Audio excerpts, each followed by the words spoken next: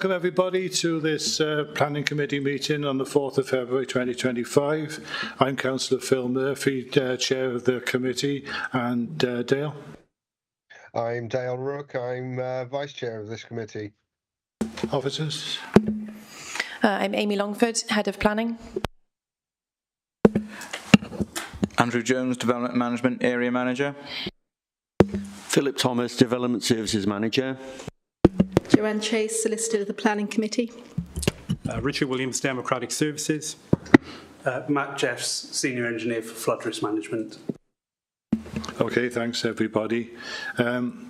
Just go to the agenda in a minute, but can I remind everybody online that you've got to keep your cameras on. You won't be able to vote unless we can see that you've been present all of the time. If for any reason you do have to leave the screen, can you inform us so that we can monitor the situation, so that we don't have anybody failing to qualify to vote. Having said that, can we now go to apologies, Richard? None received, Chair. Okay, thank you. And any declarations of interest? I understand, Councillor Wright. And that's on the item regarding Park Street in Abergavenny, isn't it? That's correct, Chair. Can somebody propose that we accept the minutes of the Councillor McConnell and Councillor Powell? Thank you. We'll now go to the agenda then, and we're going to deal with two items out of order because we have Matt Jeffs, the technical officer, with us, and we don't want to keep him all the meeting, so we're going to deal with items that may give rise to questions about flooding.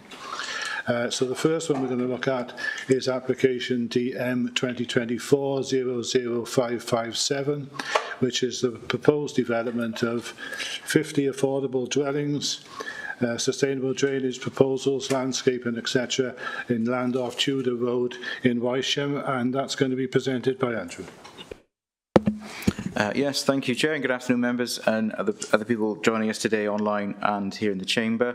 So, yeah, Chair, you've just confirmed what this application is for. It's for a full application, 50 dwellings at land at Tudor Road, Wisham. And just for confirmation's sake, the application is presented to you this afternoon, members, as the number of representations has exceeded the threshold of 5 separate households.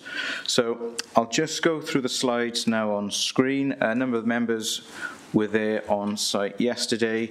Just for the benefit of any members or anyone observing that wasn't able to make it, I'll just run through. So that is the site there in a much wider context, shown in red. Some of the next plans on the slides will show it in its more immediate context. That's the site location there. If you can move to the next slide, Phil. So this map here, you can see this is taken from the current LDP, so this is an allocated site within the current LDP.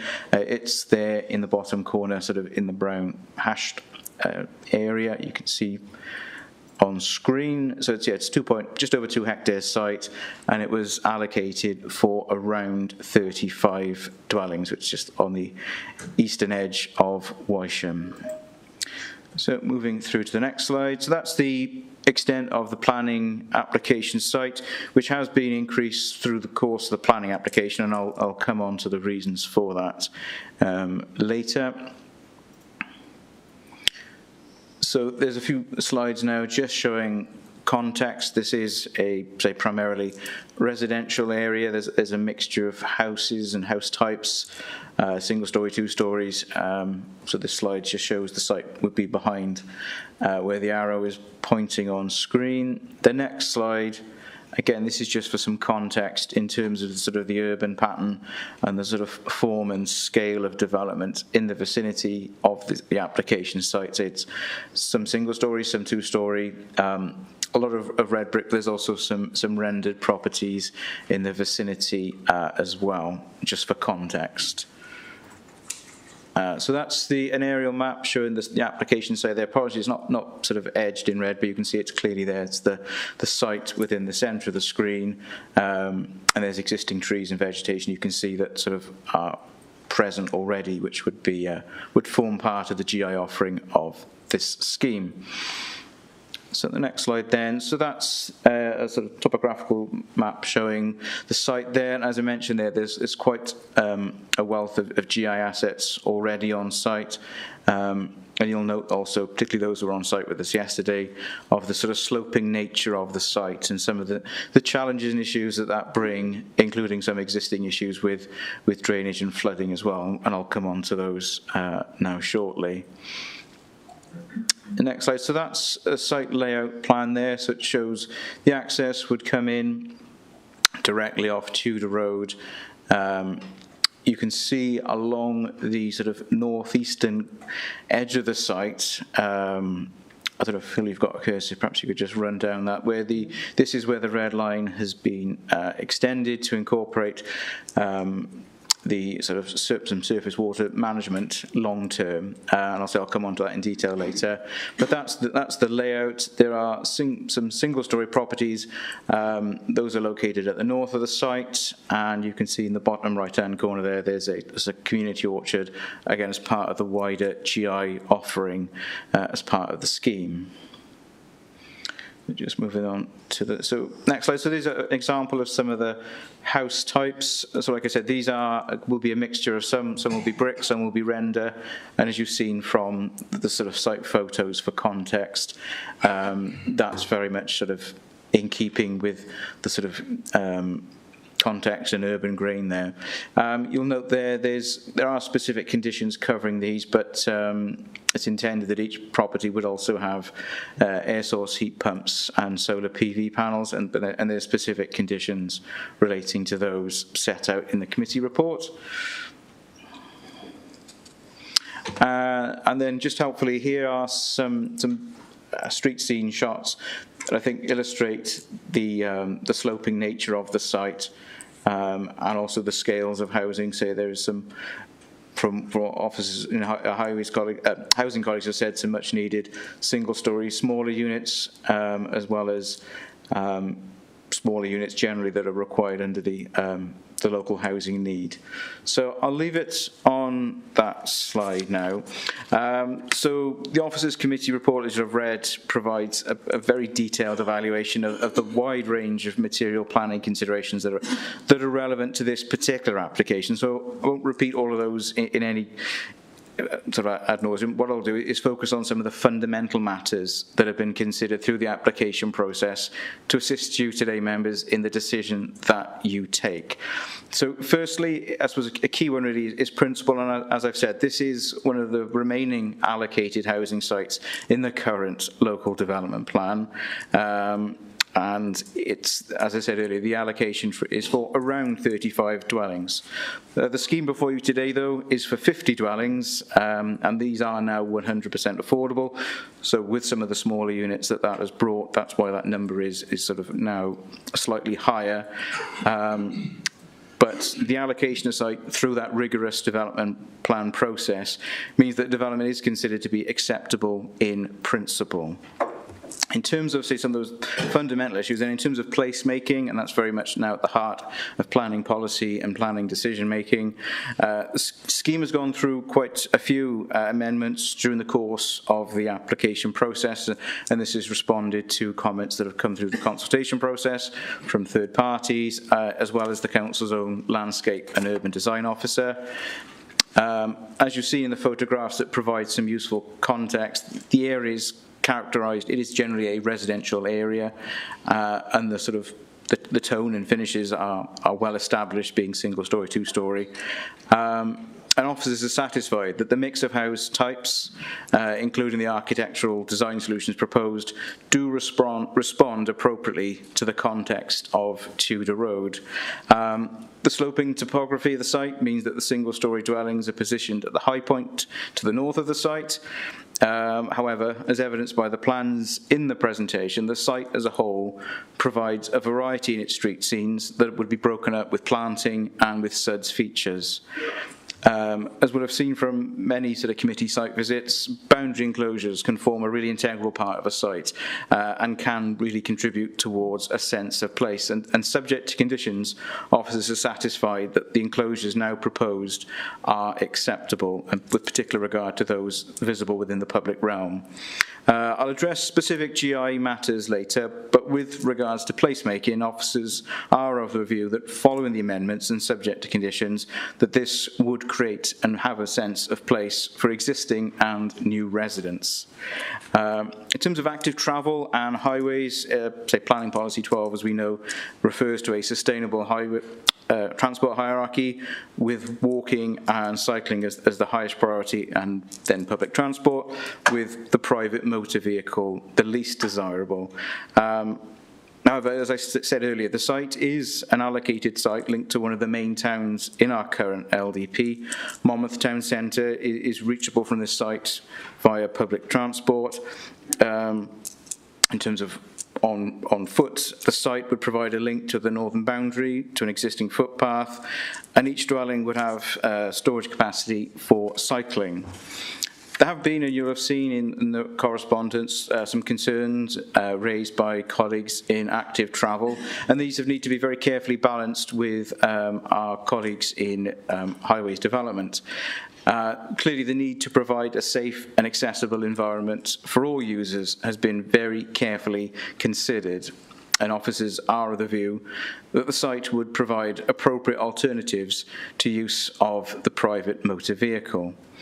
In terms then, to say the lowest part of the transport hierarchy and vehicular access, the scheme has been through quite significant amendments and negotiation with the Council's highways engineers to overcome concerns with particularly the access point onto Tudor Road. And the site now features an independent access to the development and a redevelopment of the existing spur that serves some of the existing Tudor Road properties. And this amended design has, as I said, helped to overcome the initial concerns and objections raised by the Council's highways engineers. It's noted also that the existing footpath is to be upgraded with footway provision, and therefore will create both a speed awareness strip and separate the spur road by way of design from the main road. Officers are aware of, and for those that were on site yesterday, will have witnessed some of the street parking or on-street parking stresses in the locality. However, the application has been informed by a transport assessment which has been reviewed by our highways engineer.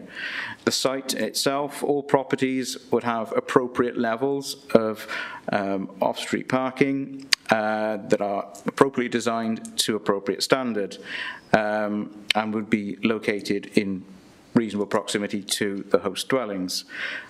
In terms of then some of those on-street parking stresses, one of the conditions you'll note recommended is for a construction traffic management plan, which would enable routes and times of works, etc., to be considered in detail through the discharge of condition process. In terms then, another significant issue at this site is that of biodiversity, specifically as the site is within 3 kilometres of the core sustenance zone for greater horseshoe bats at Newton Court, SSI, and 2 kilometres from the core sustenance zone for lesser horseshoe bats at Penalt Church, SSI. It's also located less than 500 metres from a woodland protected by the Wye Valley Woodland SAC. And as such, the development could not be screened out under the habitats regulation process, and the Council's ecologist has undertaken an appropriate assess. And this has concluded that the project would not adversely affect the integrity of the protected sites, providing the mitigation measures are implemented, and this would include, through condition, landscaping scheme, green infrastructure management plan, bat-friendly lighting strategy, and the removal of permitted development rights relating to external lighting and boundary treatments to protect the integrity of the retained field boundaries. So that, as part of the Habitats Regulations assessment process, the appropriate assessment that our ecologist has completed has been forwarded to NRW.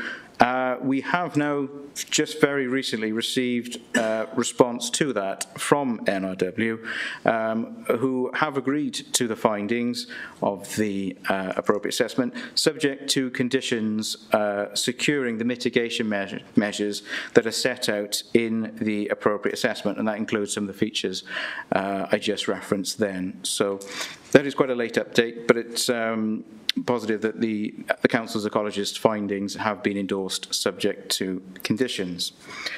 In terms of green infrastructure, as you would have seen in some of the site survey plans, there are, the site boasts quite considerable green infrastructure assets already, which the scheme has been designed to retain and enhance. So, as I say, considerable new planting would be provided as part of this development, and as you have seen on the drawings, as well as a community orchard. Detailed planning conditions are proposed that would include detailed landscaping plans, and also, importantly, future management and maintenance of all new landscaping and green infrastructure. You will also have seen a GI bond would be secured through legal agreement that would help towards improvements to the local right-of-way network. So, as we discussed and noted on site yesterday, a significant fundamental issue with this site is that of drainage, and that's why our colleague from the drainage team is here with us today. Officers are very aware that it has been articulated very well through comments made by the Town Council, through local residents, as well as our own drainage team, that the area experiences existing issues of overland flooding from the north. Members that were with us on site yesterday will have seen some of the recent drainage works that have already been done off-site here to help alleviate some of these issues. But we do fully recognise the very real and very valid issues that have been raised through the course of the application. And accordingly, as a result, further information has been submitted. And as I said earlier, the application site has been extended to provide solutions to this identified flooding matter. So a detailed planning condition, it's number 21 in the Officers Committee report, does require a significant amount of information to be submitted, and the flood alleviation measures to be submitted that would include not only details of construction, but also erosion protection measures and also a maintenance plan. And the discharge of such a condition would be subject to detailed consultation with our drainage officer. As I said, the officer in the drainage team is with us today. If you have any technical drainage queries, I'm sure Matt will be able to assist with those. With regards to surface water on site, the applicant has demonstrated a suitable surface water destination and has already commenced pre-app with the SAB team. So therefore, on balance, officers do recognise the existing and very real issues at the site with regards to drainage and flooding, and certainly the difficulties that the local community has experienced historically. The development of the allocated site does, though, provide an opportunity to deliver a means of mitigation through this to continue the existing steps that have already been done by the drainage works we witnessed yesterday. So finally, and this was key to the sort of subject line of this in terms of affordable housing, as I said, this is a 100% affordable housing scheme, which does exceed the policy requirement. The retention of that affordable housing would be secured through appropriate legal agreement. And as you know, members, it's something that I know you're very aware of. There are currently over 2,000 households within a recognised housing need on our housing register, of which over 300 are in the Monmouth and Wisham area. The Council's housing office has been engaged with as part of this application process and recognises that there is a need for accessible accommodations, particularly bungalows, which are present in the scheme before you today. So, in conclusion, the application has been through a very detailed application process involving reconsultation, submission of further details to address issues that have been raised throughout. So it is presented to you members with recommendation for approval subject to the detailed conditions set out in the officer report, as well as the signing of the Section 106 agreement for the heads of terms that are set out in the committee report. Thank you. Thank you, Andrew. The local member is Councillor Bryn. Do you want to contribute now, Councillor Bryn? I'll speak now for my Diolch, Cadeirydd. We understand that there is a need for more affordable housing within Monmouth, and it is commendable that 100% affordable housing is proposed for this site. Residents would like to see a variation of the types of housing available within this location so that they would be available to young people who are looking for help to purchase their first home, as well as for social rent. I believe social housing, when dispersed amongst market housing, better tackles inequality through the creation of mixed, balanced and inclusive communities and prevents the ghettos of the haves and the have-not. Could you please explain what the 30% intermediate housing would look like in this instance? Aside from that, current Wisham residents do have two primary concerns about this development. The main one being the runoff and the come-in that has long been an issue for the houses on Tudor Road. Naturally, their concerns are that any building here will exacerbate current issues. A substantial quantity of water flows from the hillside following heavy rain events. In the past, this water has poured through gardens, in through back doors and out through front doors, so you can understand residents' concern when they hear that more homes are to be built.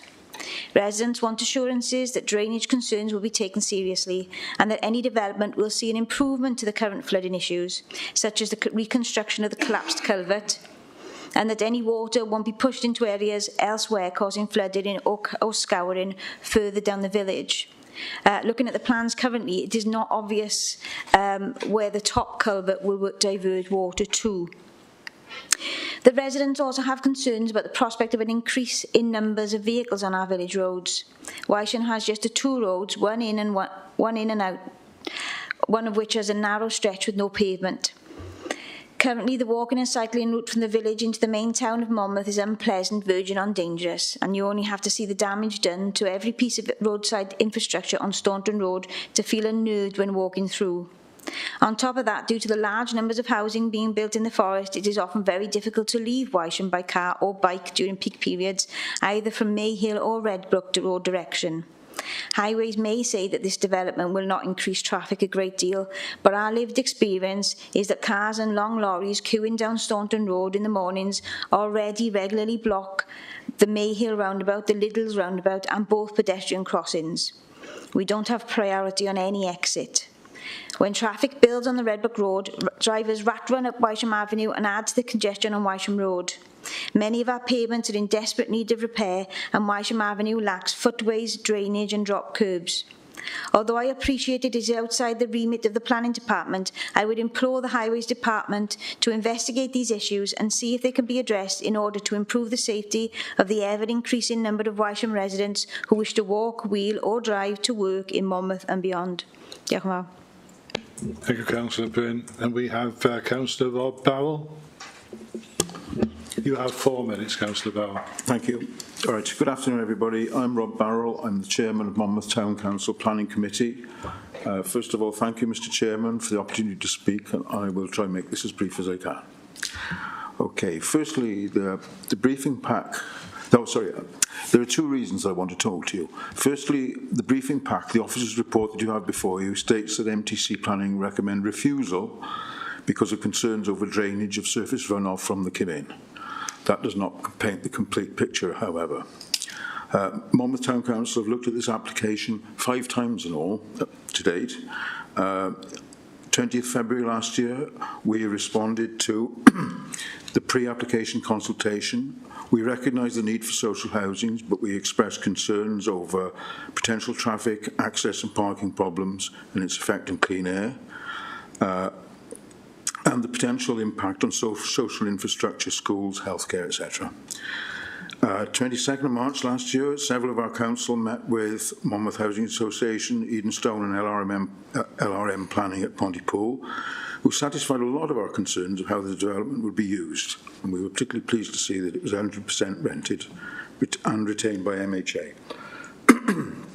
At that point, we raised question of this drainage of the site, which is obviously a problem that's been recognised. 11th of June last year, we looked at this as a planning committee for the first time as part of the planning process, and we recommended approval mostly because of the need for affordable homes in Monmouth. But we expressed some conditions. We were concerned about the ecology, we were concerned about a lighting strategy, we were concerned about SUDs.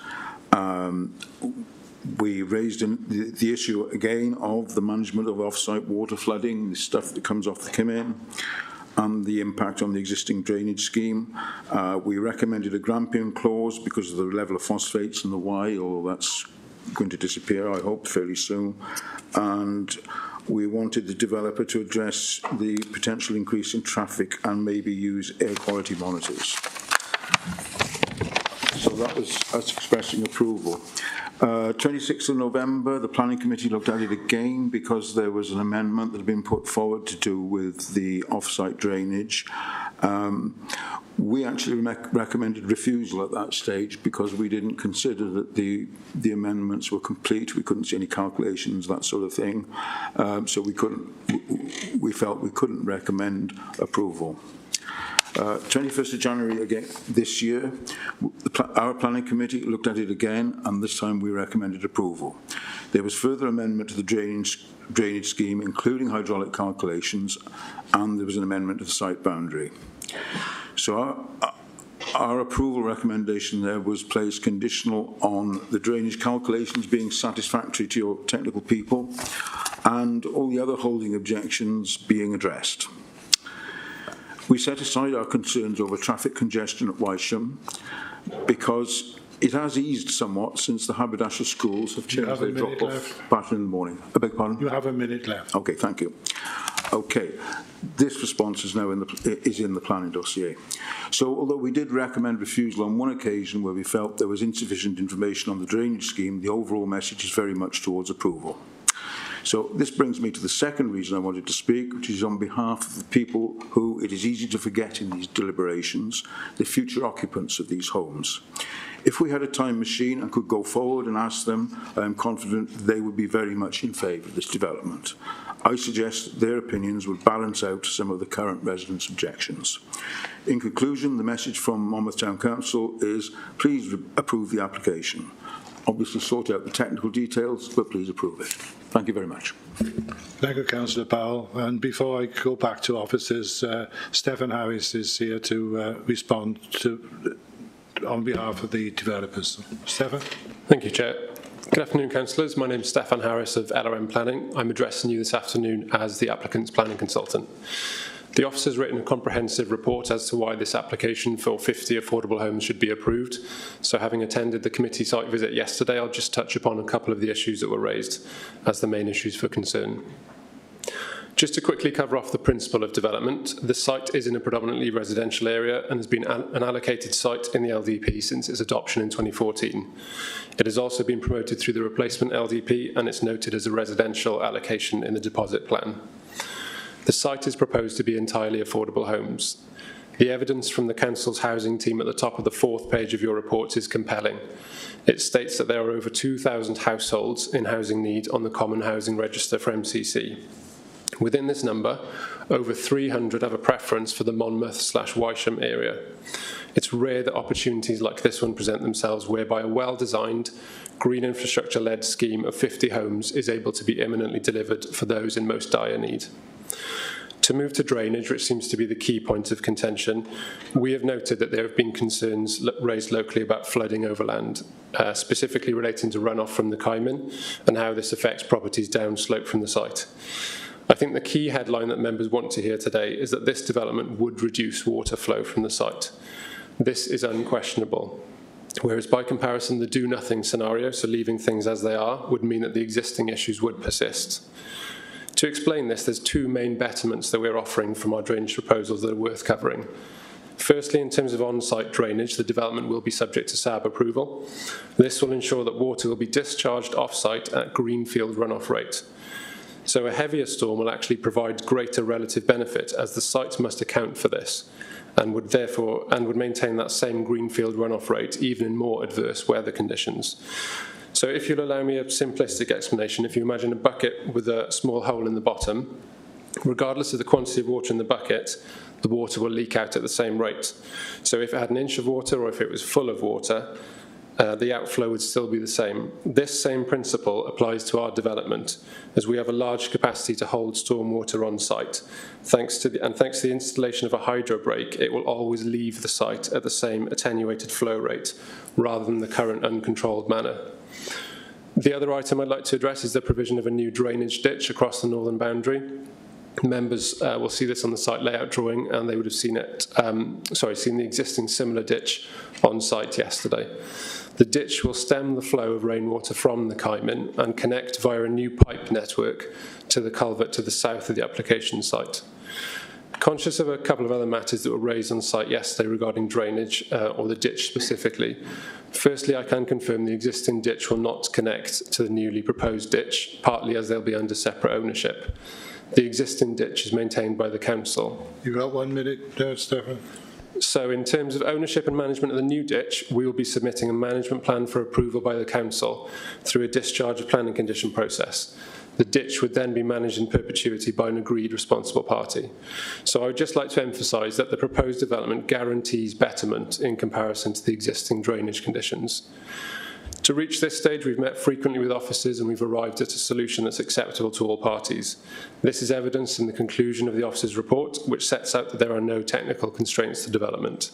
The officer's recommendation to approve is a balanced assessment that enables the authority to ensure the delivery of 50 badly needed affordable homes to the Monmouth area. With this in mind, and on behalf of the applicant, we therefore respectfully encourage members to follow their officer's recommendation and to grant approval for the development. Thank you, Chair. Thanks very much for that. Andrew, do you want to come in on some of those? Yeah, thank you to all that have spoken. Just touching on Councillor Bryn's first query in terms of, I believe it was in relation to the intermediate rent. So this is, I mean, just please come back if I've not answered your question as you'd intended, but the intermediate sort of rent scheme is a sort of subsidised scheme that it's typically 20% lower than what one would expect on an equivalent property in private rental. I think the wishes of the council's housing officer and what that mix and the sort of flexibility of that is quite clear in their comments. I think that's a key message. These will all be secured through the 106, and sort of the flexibility and variety of that has been informed by our housing officer. But on that particular point, in terms of what that intermediate scheme would offer, that's the sort of opportunities it offers for perhaps those that wouldn't have been able to get on the housing market with that additional 20% under a private rental. I think some of the points in regards to some of the vehicle and safety concerns are noted. Like I said in the presentation, it's been fully informed by a detailed transport assessment. Obviously, it would have been a sort of rigorous process prior to even adoption, before the LDP came in. The advice from our highways engineers, who did have original concerns, is that the updated information has addressed that. Yes, there will inevitably be an increase in vehicle traffic, but it's one that through assessment and consideration by our relevant statutory consultees, they believe there's highway capacity and the infrastructure is there to take it. I thank the Town Council for their time on site yesterday and for speaking today. Members will have seen in late correspondence some additional comments received by the Town Council, and crucially, yes, their recommendation for approval and their detailed feedback on the land drainage issues. So I thank them for that. In terms, if there's any, say, specific detailed drainage questions or queries in terms of what's proposed, hopefully what I've presented gives an overview, and those that have seen the existing works on site will have a flavour of what this new solution will look like. It'll be something to that effect. But if there are any particular questions, then colleague Matt will be able to assist with those.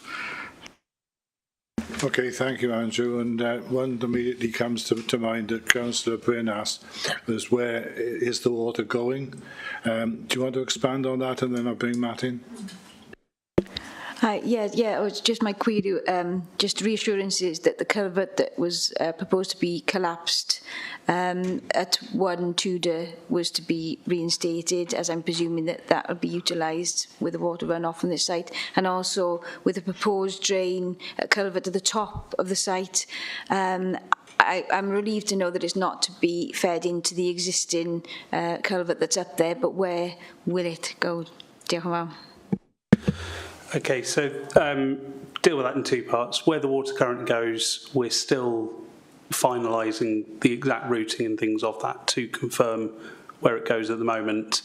That's big reason for this condition going on is that we need to clarify that, confirm that where the water currently goes is where it will continue to go, as well as at the rates that it goes in there. So that's the main one. I don't have any records on me of the collapse at 1 Tudor Road. I'll talk to the team about that, confirm that.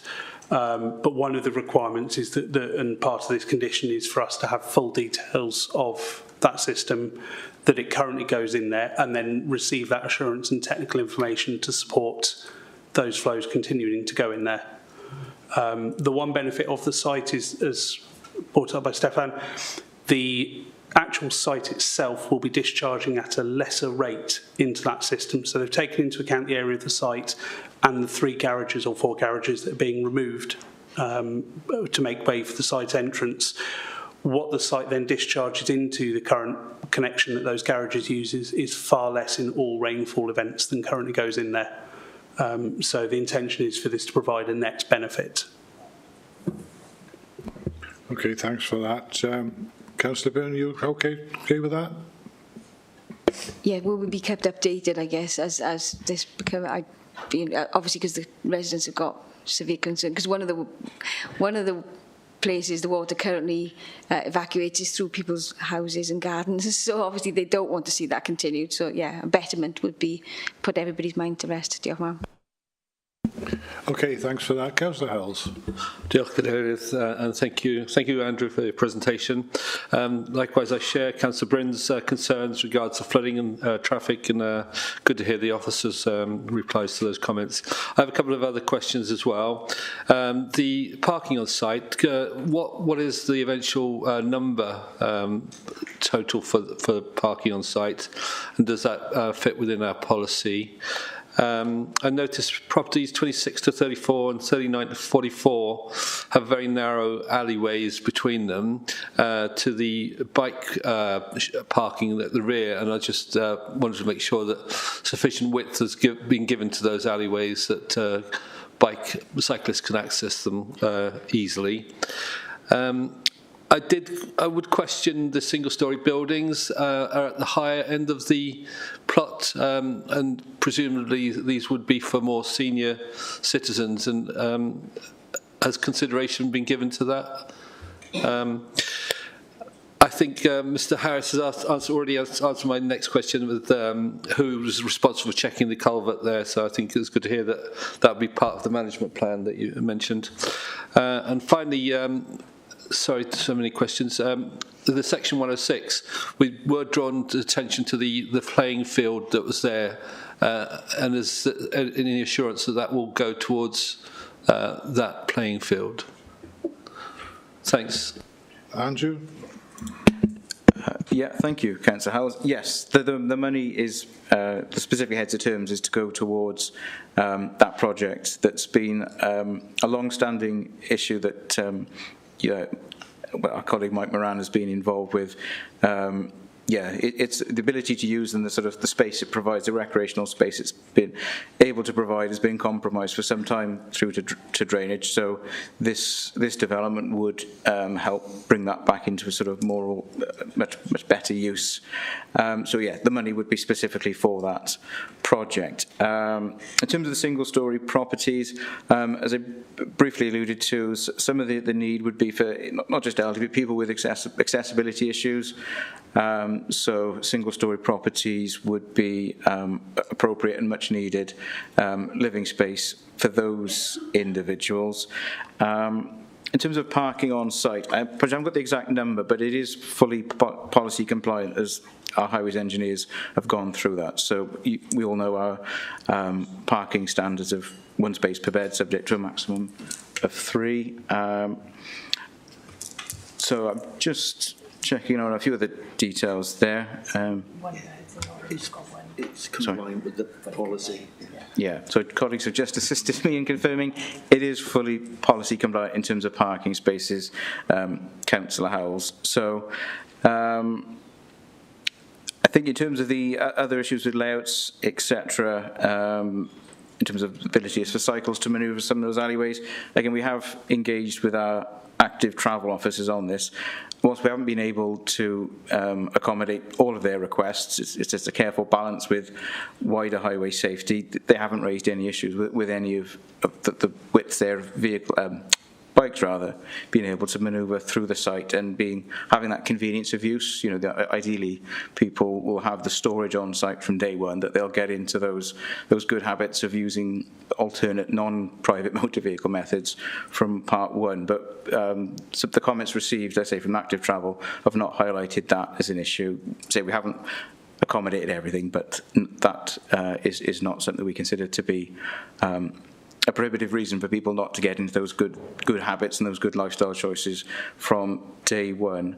I did want to just revert back to a point made by Councillor Bryn, and it's a very valid point in terms of being updated and the public involved. The planning condition 21 as it is, as I said in the presentation, as was referred to by the agent as well, would require a discharge of condition application to be made to the council. Obviously that then goes on our website for consultation.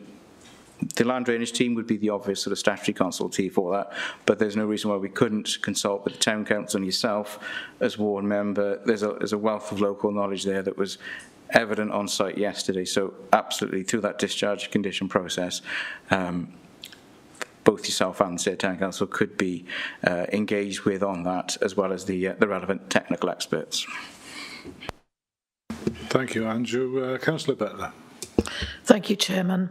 Unfortunately, I wasn't able to make the site visit yesterday, so I do like to do that because I think you get the real feel for the site when you do that, so I regret that I wasn't able to do that. Just picking up on and thank you, officers, and thank you for the visitors today who've brought comments. Just picking up on what Councillor Bryn said as regards the 100% affordable nature of this development.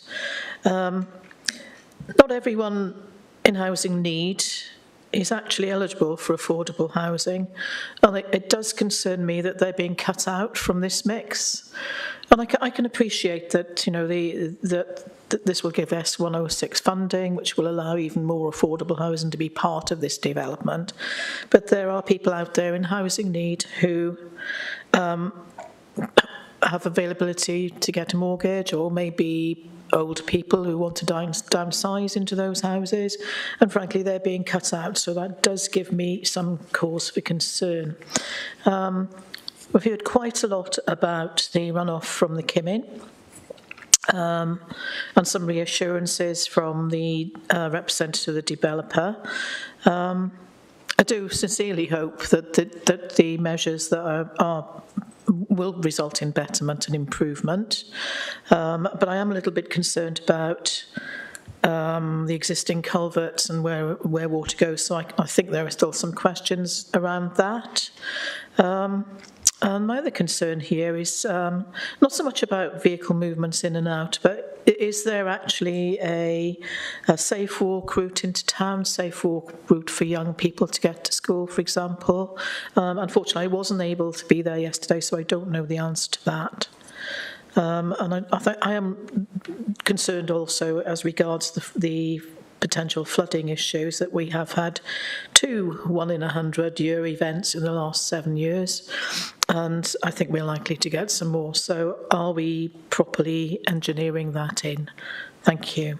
Thank you, Councillor Butler. Andrew, do you want to come back on that, then possibly Matt? Yes, thank you, Chair. Yeah, I'll certainly divert questions to the culvert, etc., to Matt. But I mean, the school is in fairly close proximity. The new access, they say there has been amended and redesigned through the application process. It's been done so to allow appropriate width footpaths for those on foot exiting the site safely. There is another connection towards the north of the site that will link into an existing footpath. So it's been designed in a way, and throughout the site then the layout then is sort of fully, obviously will need to be gone through the formal adoption process with highways, but it's been laid out to sort of adoptable standard that those safe routes for new residents would be sort of compliant with path widths, etc. And then when they leave the site, there will be improvements there to the access and providing appropriate footpaths leaving the site. But say the school is very close by. I haven't walked the route myself from the site, but it is a short distance, and we're satisfied that that those, like I said, it's important that those, the means of getting out of the site, to and from the site, those are viable options from day one. Residents that they don't need to get in the car from day one. They don't get into the habits of using the car as a priority. This site, the layout, its connections, there are limited connection points outwardly, obviously because it's surrounded then on the other side by open countryside, but where there are obvious connection routes, those have been explored and achieved, and we feel that it does provide appropriate options as alternates and safe options as alternates to just getting in the car and driving to school, to shops and all the other local amenities. In terms of the affordable housing point raised, that might be a slightly broader conversation outside of the application process in terms of our housing lists and how those are compiled and how people engage with that may be inadvertently excluded from that process. That's probably a broader conversation, but it's a really important point to make that ensures that all those people in need have the ability to access housing. But with the process and procedures we have in place at the minute, like I said, our housing officer is obviously supportive of this and has had critically an input on the sort of house types and sizes that have been offered, and yeah, those more accessible single-storey properties are evidence of that. In terms of the culverts and those water destinations, I will gladly defer to Matt to pick up on those points. Thank you. Yeah, so to cover the separate thing, or slightly separately, we as a team have been engaged since this came as a candidate site about 18 months ago. We are, as a team, very conscious of that overland flow route. We have been pushing the process and pushing back at the developers to provide necessary information for us to be able to make that decision and inform planning that way. That's why we've come up to the condition that we have, which has the if clause at the end of it. So currently we're working through with the developer then providing evidence that the overland runoff comes off that field, passes through the site and goes into the existing culvert connection in the bottom of the site. If we're not satisfied that that is sufficiently evidenced, if we are not satisfied that the downstream culvert has the capacity, etc., then we will be asking them for further effort. They are aware of this, and that's why that particular section of that condition is in there. So it is something we are very conscious of, and we will be looking at not only the 100-year events that we've seen recently. We worked 100-year plus climate change, but then we also expect to see exceedance routing beyond that, demonstrating that anything that comes off that field will be directed away from the new properties and the existing properties. Thank you. Okay, thanks for that, Matt. I've got nobody else on my list to speak. I give everybody the last opportunity of coming on before I ask for a proposer and seconder that we accept the officer's recommendation. Councillor McConnell, and can I have a seconder, please? Councillor Bryn. We have two members who unfortunately had technical difficulties during that debate, Councillor McKenna and Councillor Bond. So obviously you're not going to be able to vote, but not your fault. It was purely technical. I'm aware of that. Richard, can we have the voting function up, please?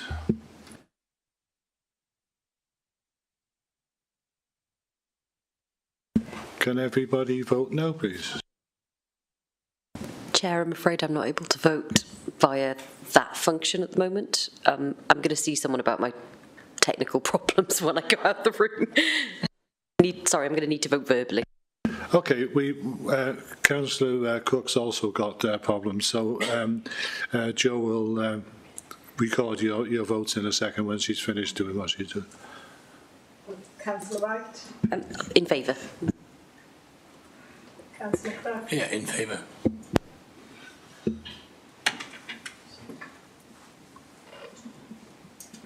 And so that 15, we've got 13 years, so I think somebody's voted, but yeah, it's been approved, it's clearly carried.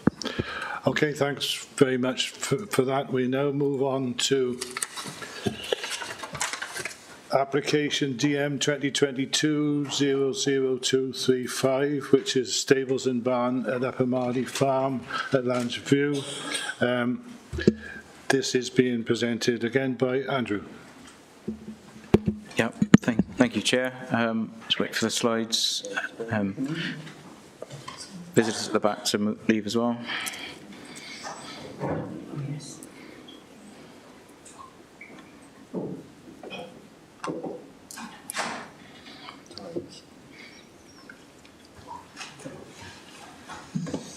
Okay, thank you. So, yeah, this is a full application for the erection of 2 buildings on agricultural land, one a storage barn and the other a stable building for up to 6 horses. The site's located with the open countryside in Langer View, and as you'll see on screen is positioned just to the southeast of the A449.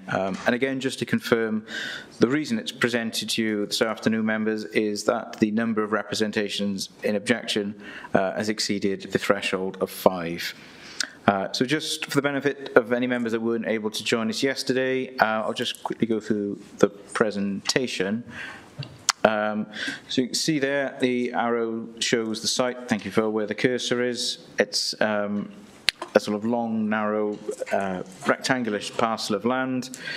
The next slide then shows the red line boundary, and you can see there in the bottom left the position of the 2 buildings, and in the very bottom left, the existing vehicular access where we stood, there we go, where we stood yesterday and observed the site as part of the site visit process. The next slide then, so that's just confirmation of the red line boundary, that's the extent of the planning application. So this is, as I say, this is where we were stood, broadly speaking, yesterday at the retained existing vehicular access. And just to confirm, there's no submission to us to make any alterations or otherwise to that existing access. It is as it is in situ. And then the next slides will show broadly the position of the 2 buildings. Shown there. I mean, probably easier to visualize that on the site plan. I think next we should have the building. So here's the stable block sets for up to 6 horses. Floor plans and elevations there. Sort of very standard utilitarian design, what you would expect for this sort of structure. And then that's the storage barn there, and that's floor plans, elevations there. Similar design to the other building of sort of fairly simple utilitarian appearance. So, as with the previous one, the officer's report does include a detailed assessment of the considerations and policies. So I will just run through some of the key issues here, and I think it's important on this one to set out from the start the principle of development in this location. And as I said, it is located within the open countryside, outside of any development boundaries, and so open countryside policies are applicable. Current LDP policy LC1 does set out a presumption against new build development unless justified under other relevant policies. And in this instance, the site currently has an agricultural use, and members will have noted on site yesterday there was at least 1 horse there grazing the land whilst we were on site. So whilst the proposal does involve use by horses, no change of use of the land from agriculture to equestrian is proposed. This is something that has a substantial amount of case law from court cases such as Belmont Farm and Sykes, and these make a clear distinction that the grazing of horses on land does not constitute a material change of use from a former agricultural use. Clearly, if planning permission was granted and there be a change in circumstances in the future, and other facilities such as riding areas or gallops, things like that would be required. These in themselves would require planning permission as operational development, and that would also then be a material change in use of the land. But that's not what's before us this afternoon. So in terms of the visual impact of new built development in this location, the buildings are considered to be of an appropriate scale and form. They are, as I've said, fairly functional and utilitarian in their nature. A planning condition is proposed to agree samples of finishes that would include also the choice of colour. The buildings are situated close to the existing vehicular access. No hard surfacing is proposed. However, a standard planning condition is recommended for details of any hard surfacing, such as aprons around buildings or a means of connecting the buildings to access. Any hard surfacings would need to be submitted to and approved in writing as a result of that condition. Whilst, yes, there would be clearly some views of the building from wider vantage points, owing to their scale and form, they are, however, considered to be an appropriate style of building in such a rural context. In terms of third-party residential amenity, the application has been in, you're clearly from the age of the application, it's been in for some time and has been through some significant amendments. An originally proposed development at the opposite side of the field, which was in much greater proximity to neighbouring dwellings. But changes through the course of the application process have seen the development moved approximately 200 metres to the location that's now as part of the application presented today. Officers are satisfied that the separation distances from those properties, as well as the residential caravans on the adjoining land, are such that the development would not fail to maintain reasonable levels of residential amenity. In terms of green infrastructure and biodiversity, whilst no ecological appraisal has been submitted, officers are satisfied that the extent of the changes proposed through the course of the submission and the application process are such that is now, on balance, not considered necessary to inform the decision. A new access was originally proposed over a watercourse. The current location is now sited away from the watercourse, and trees and hedges along the boundary with no puncturing required. And therefore, whilst the site is located within the catchment for the Rusk Special Area of Conservation, no foul drainage is now proposed.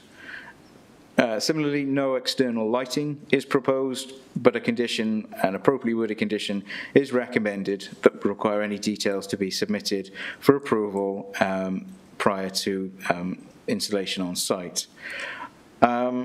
Turning then to a matter that you will have seen in late correspondence and some photographs as well that supported that. Images of flooding experience, particularly along the highway to the south of the site. These are existing, obviously, just to clarify that the site here this is proposed, this isn't an existing situation. So those existing flooding issues that you'll have seen in those images are existing issues that should be addressed through the Council's Highways team, as well as the land drainage officers outside of the planning application process. Those issues would exist with or without this development. Just to confirm, though, the site itself is not within either flood zone C2 or C1 and involves no highly vulnerable use as part of this scheme or indeed the existing situation. So accordingly, no requirement for an assessment of the consequences of flood has been required.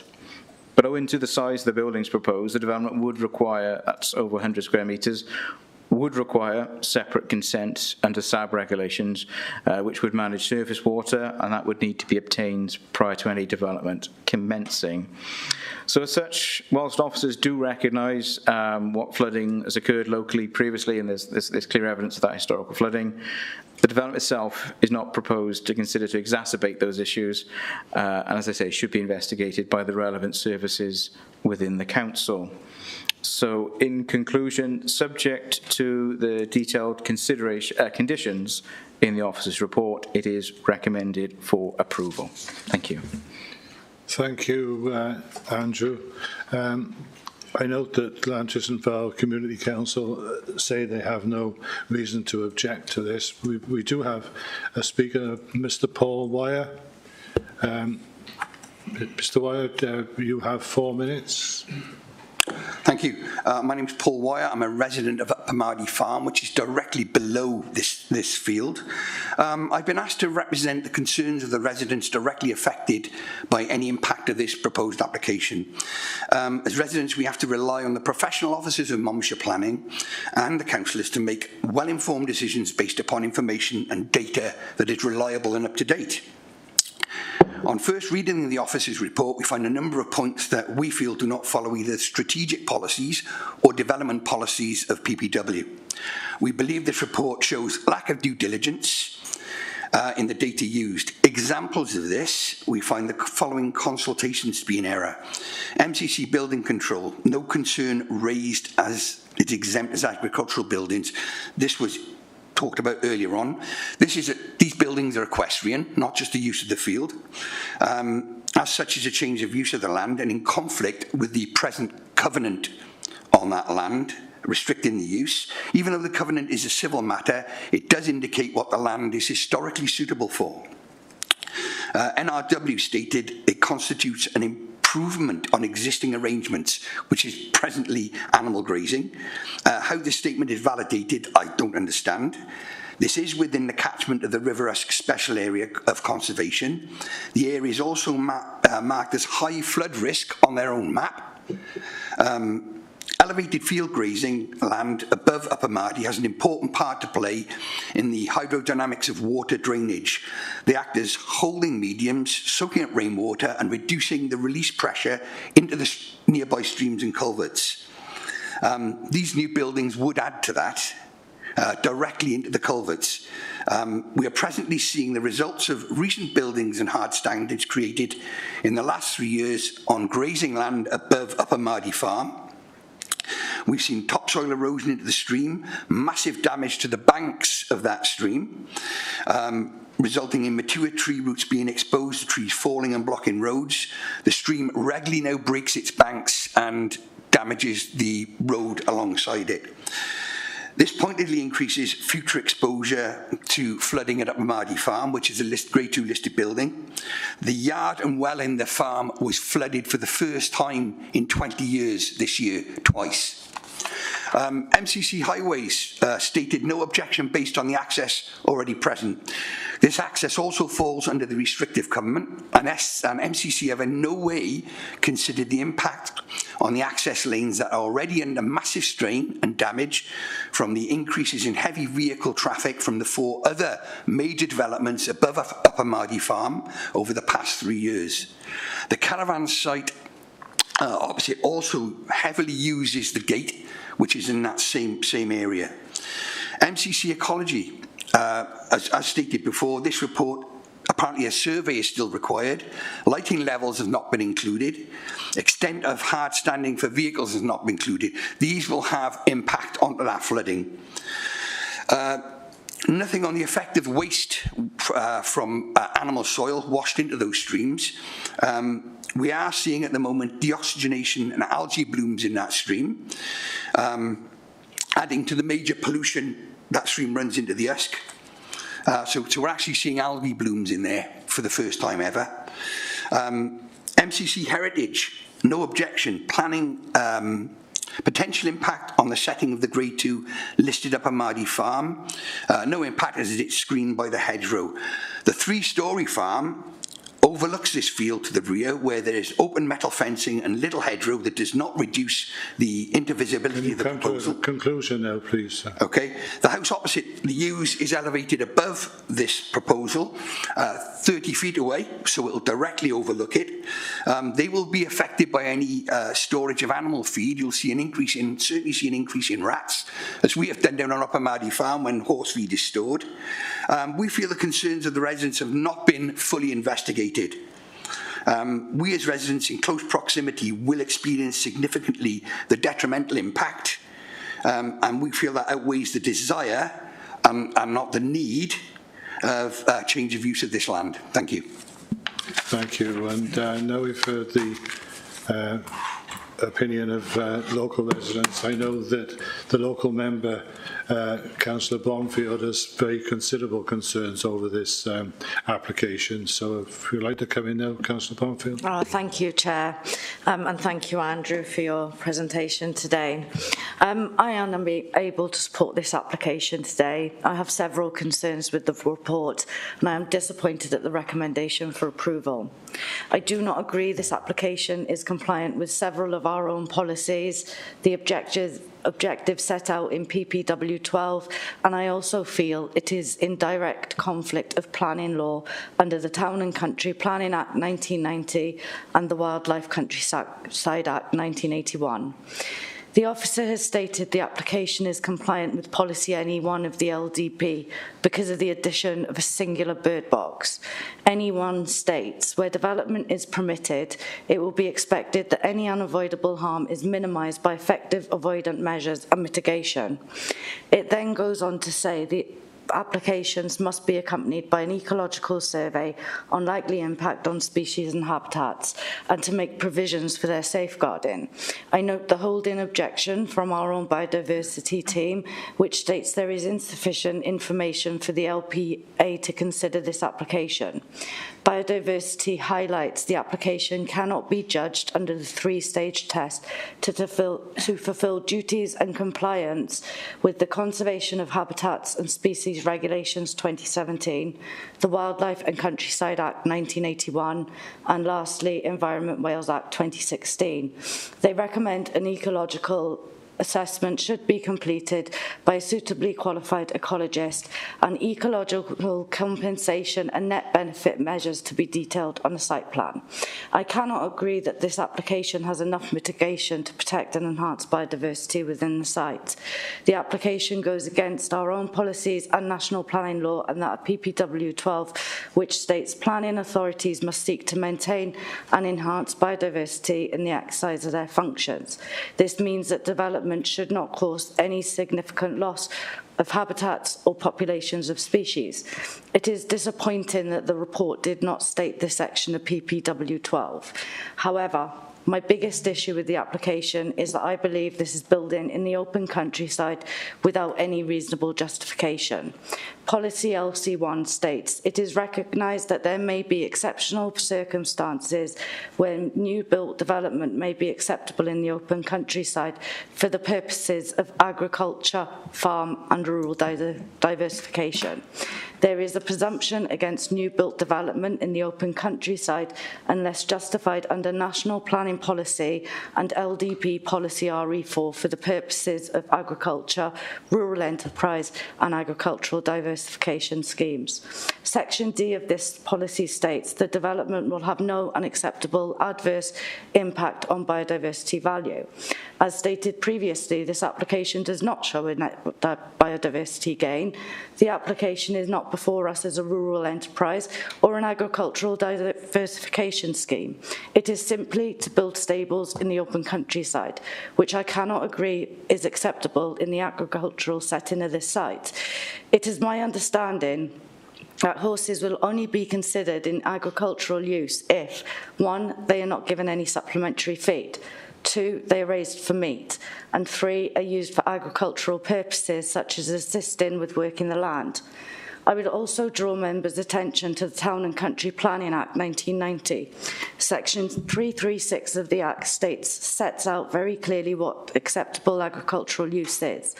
The Act states agriculture includes horticulture, fruit growing, seed growing, dairy farming, the breeding and keeping of livestock, including any creature kept for the production of food, wool, skins or fur, or for the purpose of its use in farming the land, where that use is ancillary to the farming of the land or other agricultural purposes.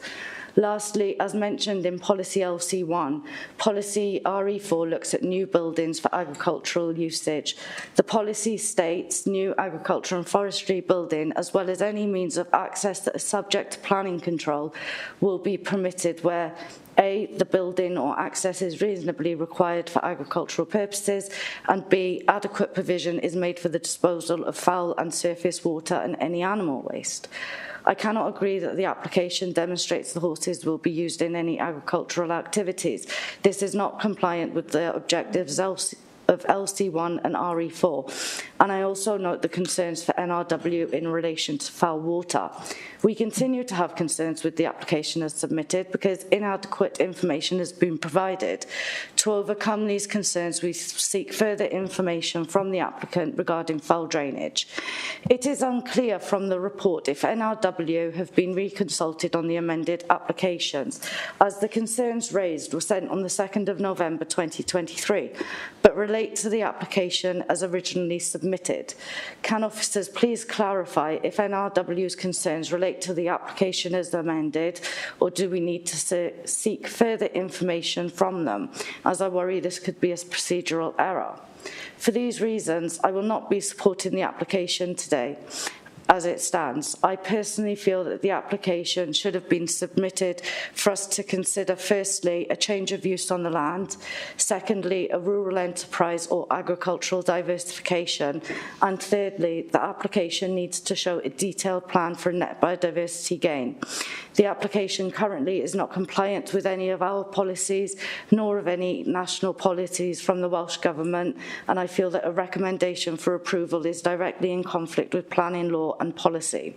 However, if members are minded to approve this application, I would urge officers and committee to amend Condition 4 to require an environmental impact assessment to be approved by our Ecology Department and the LPA prior to any commencement of works.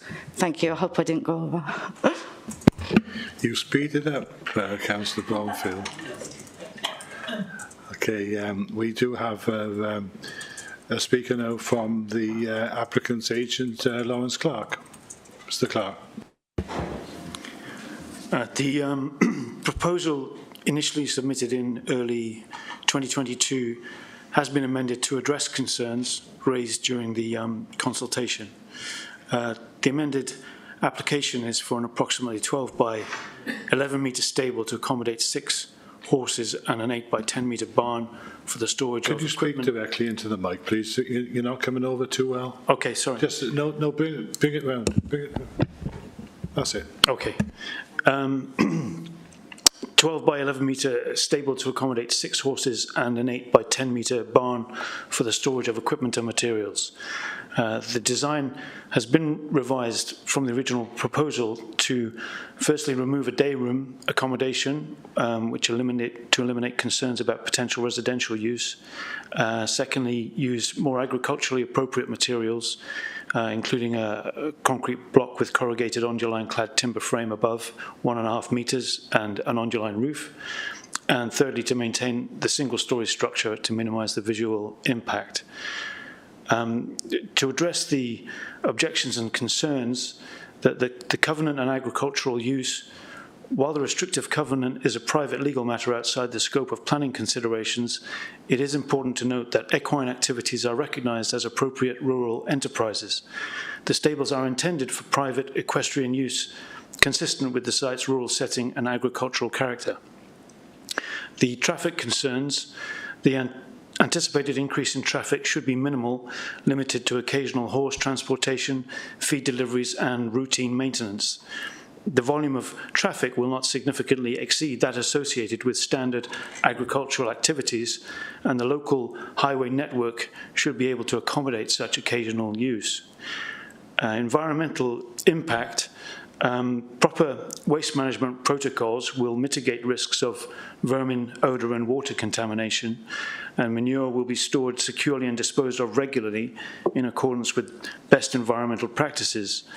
The revised location of the stables provides adequate distance from watercourses, and measures such as soakaways or suds can be built to prevent runoff surges and protect local water quality. The visual impact.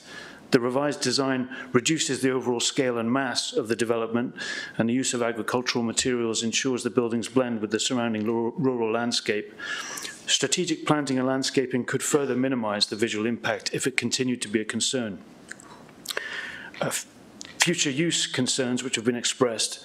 The removal of the residential accommodation, which was intended to meet occasional veterinary care requirements, clearly demonstrates the intention for equestrian use only. Any future change of use would require separate planning approval, and the council clearly has control over future developments, and the applicant understands the development site is agricultural land which lies outside the settlement boundary decided by the local development plan. In terms of the site's sustainability, the land is well able to support 6 horses with sufficient space for grazing and exercise, and the scale of the development aligns with the carrying capacity of the site, which itself should ensure the proposed use is sustainable. In conclusion, the application has been carefully revised to address the concerns raised by the planning department and neighbours, and we believe it aligns with planning policies supporting rural enterprises. It is hoped that the design is sympathetic to the environment with minimal impact on traffic, landscape and local amenities, and we hope the application can be approved in line with the Planning Department's recommendation. Thank you. Okay, thanks you for that. Andrew, do you want to come back in on that? I might have missed what we're going to do about disposal of manure and whatever. A little bit of detail on that might be useful. Yeah, thank you, Chair, and thank you to all those that have spoken. There's quite a lot there to respond to, so I'll please flag if anything's been missed.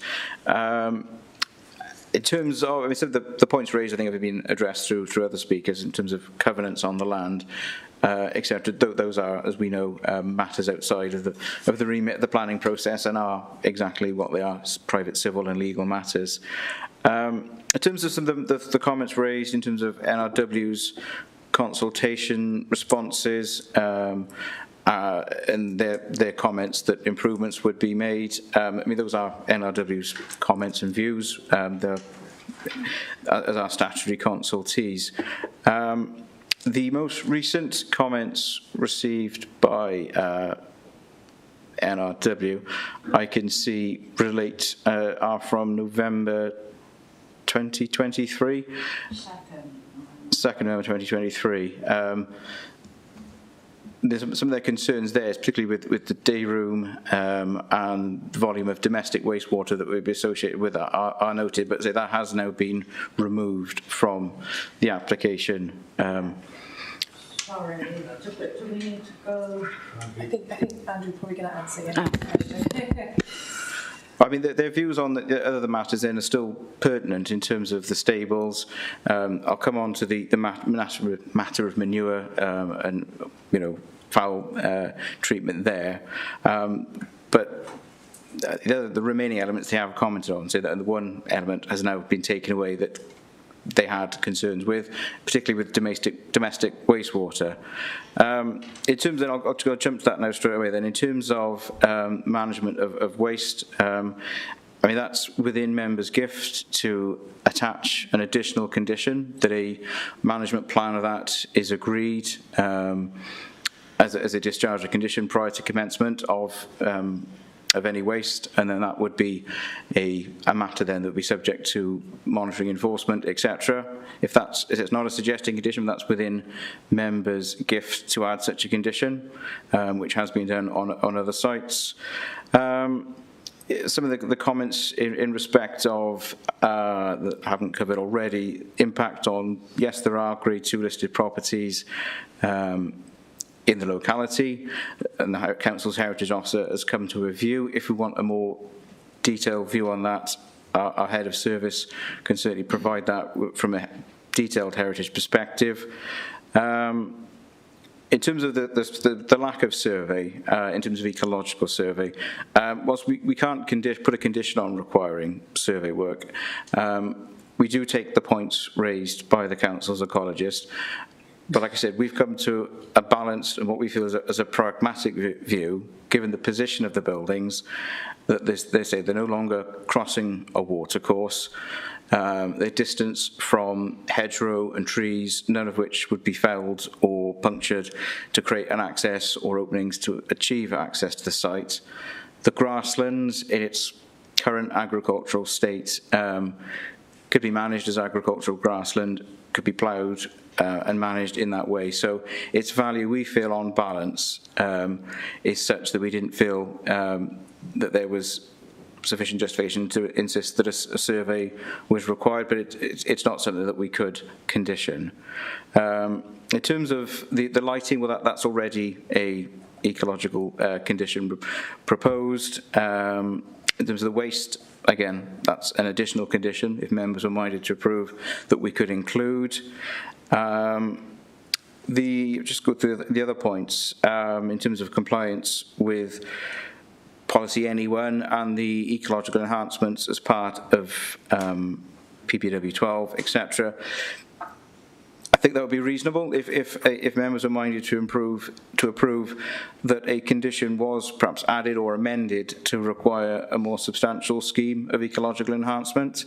What that would look like in terms of planting, mitigation, boxes, etc., corridors, would be to be determined through a discharge or condition process. But I think that's a fair observation that the offering could be improved, and that, again, that's within members' gift to require either an outright amended or a new condition requiring, prior to commencement, a full scheme of ecological enhancement. In terms of, say, the sort of the LC1 and the reasonably required, like I say, the officer view, the issue of when does agricultural land become equestrian land and therefore a material change of use. I say there's significant case law on this, that some arrive at quite different decisions, but we have taken the view on balance that, as before us currently, would enable grazing only, and we feel the officer view is that that would not materially change the use of that land. Like I said in the presentation, if that was to change and more recreational elements to it, riding, etc., was introduced, yes, that would need a change of use, and that would also need permission for any infrastructure associated with it that would come before it through a separate application. In terms of surface water, as a foul and surface, we'll say there's no foul drainage for human use now proposed. The foul waste, as I've said, could be managed through an appropriate condition to manage any animal waste, and a management plan agreed. And the surface water, like I said, the proposal needs to go through separate SAB consent anyway, which would need to manage surface water appropriately to their high standards. So hopefully I've covered the points raised, but if not, please come back. I think I've covered the main points, and okay, some of it is an on-balance view. Some of the matters, yes, I agree, could be enhanced through better and additional conditions, but the principle of additional survey work is not something that we can condition. We've arrived at that view as a balanced judgment as officers. Okay, thank you, Andrew. And listening to everything I've heard so far, I think we must insist on those two additional conditions. Can I just check that the various points raised have been answered before I open it up? Can can I ask everybody a question then? There's considerable late correspondence on this. Can everybody, excluding those on the screen, including those, can you just confirm that you have read the additional correspondence? Yeah. Okay, thanks very much. I've got a couple of people who have listed for speaking, so Councillor Riley. Thank you, Chair and officers. I've just got one or two small points I wanted to ask. On the recommendations by Highways that this should only be for personal use, one question that led from the agent at the back was, when does personal use become an enterprise?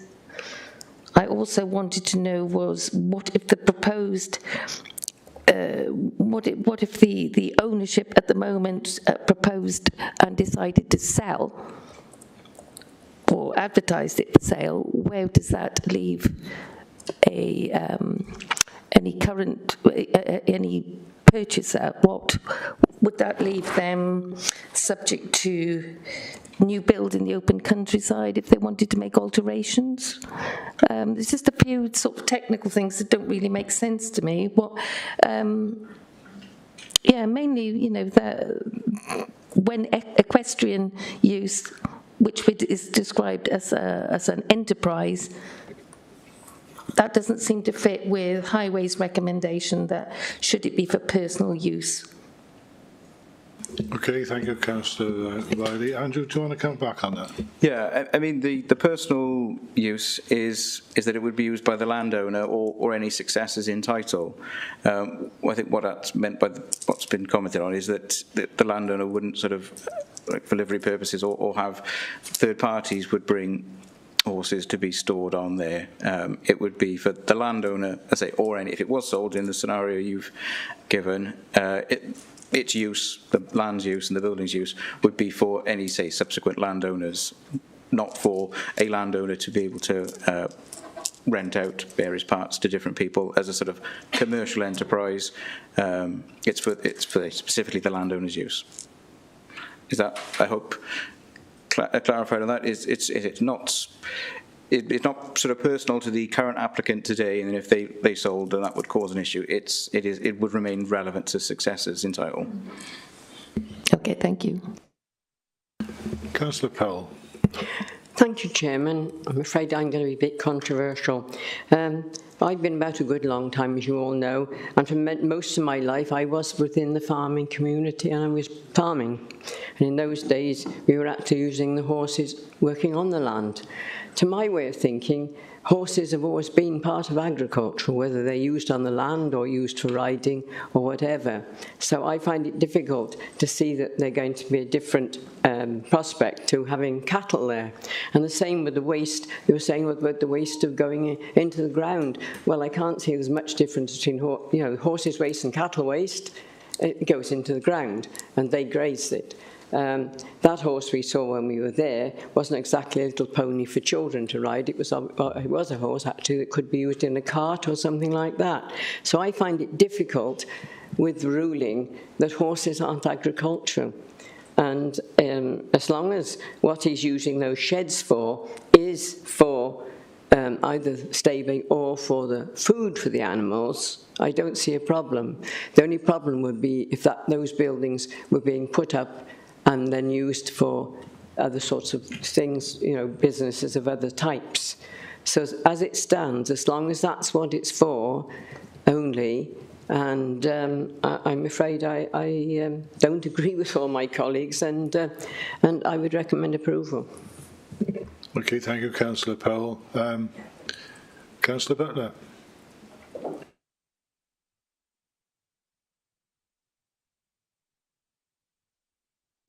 Sorry, I'm just woken up. I wasn't asleep. I promise I wasn't asleep. I was just reading what I was about to say. I do apologise. Okay. Thank you, everyone who's contributed so far. I'm not entirely satisfied that this isn't building in open countryside, and whether that our policy, whether this is compliant with the applicable policies. As regards the environmental policy PPW12, get it right, I'm glad to see that some conditions are being considered there. I'm also not sure this has been submitted as a rural enterprise, so is it considered agricultural? Okay. And finally, we've had quite a lot of late information about land drainage streams and the flood map that's been supplied by Dŵr Cymru. I've also seen some very interesting pictures of flooding. And I just wonder whether anyone can comment on that. Thank you. Andrew, come back on to two of them if you like. Yeah, in terms of, the officer view is that this, at this level, is still agriculture, and therefore justified under, well, LC1 sets the sort of provision and then more detailed consideration under RE4 for new agricultural building in the countryside. So it is new build, but we feel that it's within the parameters that the policy makes provision for. So I hope that clarifies that that's our view. A change of use and any additional buildings would need to be considered on their merits. Although notwithstanding any of that, I would suggest that equestrian uses and new build equestrian uses are permitted in the open countryside within the remit of policy LC1. But that's not our view of what's before us today. In terms of the flooding and the very evident issues that have been experienced, unfortunately, by residents and the sort of causes of that, I don't know if Matt is able to offer any sort of more expert advice on that subject. Yeah, so in terms of the flood risk around the site, this particular issue was raised to us in the last 24 hours, so I haven't had time to review it properly, so apologies. What I can say is that with the new site being subject to SAB, same as with Tudor Road and same with all new developments over 100 square metres, it will not be able to discharge at a greater rate for all flood events than it currently does in a 1 in 1 year event. So in a 1 in 20, 1 in 30, 1 in 50, 1 in 100 event, it will provide a betterment and a reduction in flows into the streams. With regards to the wider flood risk, I don't envisage there being an issue with this development increasing the flood risk, but as a team we are going to start looking into the issues that were raised in the last 24 hours with us. But I don't see the two would be connected, and the new development would significantly impact flood risk. Thank you, Matt. Councillor Garrett. Thank you, Chair. I was just looking back through the planning documents, and there's the percolation test results from 22nd of November 2022. Doesn't sound very interesting, but when you go into that document, there is a document relating to a quote for a 6-person sewage treatment plant with a soakaway. So I know the plans have changed from having the separate building, but could we find out whether the developer they're still thinking of having that soakaway, or is that could be a condition we could put in that might reassure residents that any sewage from the horses would be adequately dealt with and soaked away in a careful way, hopefully. Thank you. Andrew. Yeah, I mean those documents that referred to by Councillor Garrett do relate to sort of the original submission as was, where there was originally intended to be an element of residential use that would have required treatment plants, and therefore that's where we would ask for things like percolation tests. That is now entirely removed from what's before us. Any future application that would propose such use would need to provide all that information again, and would be subject to its own consideration against those relevant residential policies in the open countryside. So the need for those porosity tests and all that information was based on the submission as was, but that, as we've discussed, has changed significantly. The sort of outstanding matter of waste, and as I've got the floor, and I'll just take time to sort of be clear for members voting particularly, we are now talking about 2 additional conditions, one for a waste management plan for animals on site, and the second is that a scheme of detailed ecological enhancements are secured prior to commencement of development. So I think the debate has made that clear that those are 2 additional conditions. So just to be clear, when voting, it's not, if it's recommended as per officer approval, it is with those 2 additional conditions. Thank you. Yes, that's right, Andrew, and I think we can all think back to similar applications where we've ended up with a giant muck heap, and that brings another tirade of objections. So we need to make sure we've covered that. Councillor McConnell. Thank you, Chair. This seems to be, on the face of it, quite a modest proposal from what was originally proposed. So 2 modest agricultural type, rural type sheds tucked well away from the line of sight from where it was from neighbours from where it was originally proposed. We seem to be getting quite exercised about the differences between rural enterprise and whether keeping of horses is agricultural. And I'm slightly, and I gather there's quite a lot of complicated case law about this, and it's probably not worth this. I think I would go for being, to coin Andrew's words, balanced and pragmatic about this. I mean, if a farmer chose to keep a horse in one of his fields or her fields, that it would be odd to require that person to submit planning application for a change of use. If I'm driving through the countryside and I see animals of any sort grazing in a field, I don't immediately leap to the conclusion one way or the other, depending on the nature of the animal. So it seems to me that a pragmatic and balanced approach would be more useful here than spending hours on case law in that respect. The proposed buildings are quite well shielded from the road. We visited the site yesterday. So I'm in favour of this application. I'm completely in favour of enhancing the ecological environment. I mean, there was nothing much to recommend the actual field as an ecological benefit other than providing a bit of grass. Whilst that lovely big old hedge remains intact, running all the way up the side, which both screens it and provides useful, really good habitat, I'll be satisfied that we would be at least holding steady, ecologically speaking, with the addition of these modest buildings. But obviously, would welcome any enhancement. Thank you. Thank you, Councillor McConnell. I've got nobody else on my list to speak. And still don't. So we have a recommendation from officers that this should be approved. Is anybody prepared to propose that? Councillor McConnell and Councillor Powell, who effectively proposed it earlier on. Richard, can we have the... Can we just confirm the additional conditions? Yeah. Andrew did mention the additional conditions. Yeah, just to be absolutely clear, so that officer recommendation is not only for the conditions set out, but a suitable manure management plan to be submitted and agreed and then carried out in accordance with that, and then a separate condition for a scheme of ecological enhancements to be submitted and agreed and then implemented as both dischargeable pre-commencement conditions. So that's forms part and parcel then to the officer recommendation.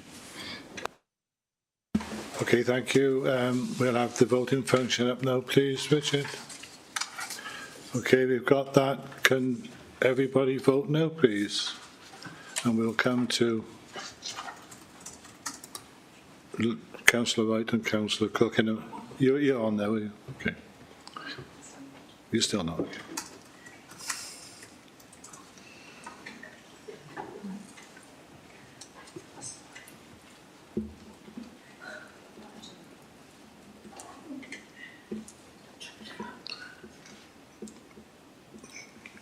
Go to Laura. That's been approved. So Yeah. 10 approval and 3 against and 2 abstain. Did that include Laura? 15 resources. Yeah. I don't know. Clearly, Shall I take your vote? To approve. Okay, so it's approved. Clearly approved. In that case, we go on to the next item, which is... Chair, might we have a comfort break, please? We've been going quite a long time now. Yes, by all means. 10 minutes?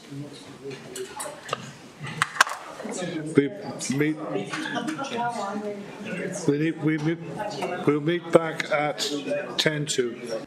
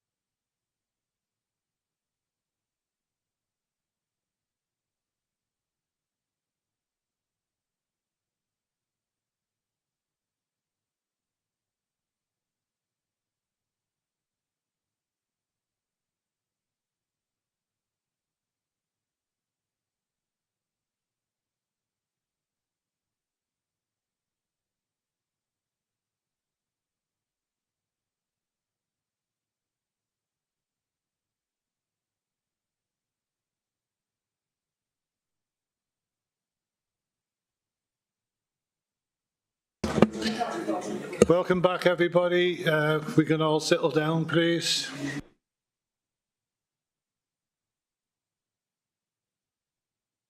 So the next one before us is, can we have a little bit of quiet, please?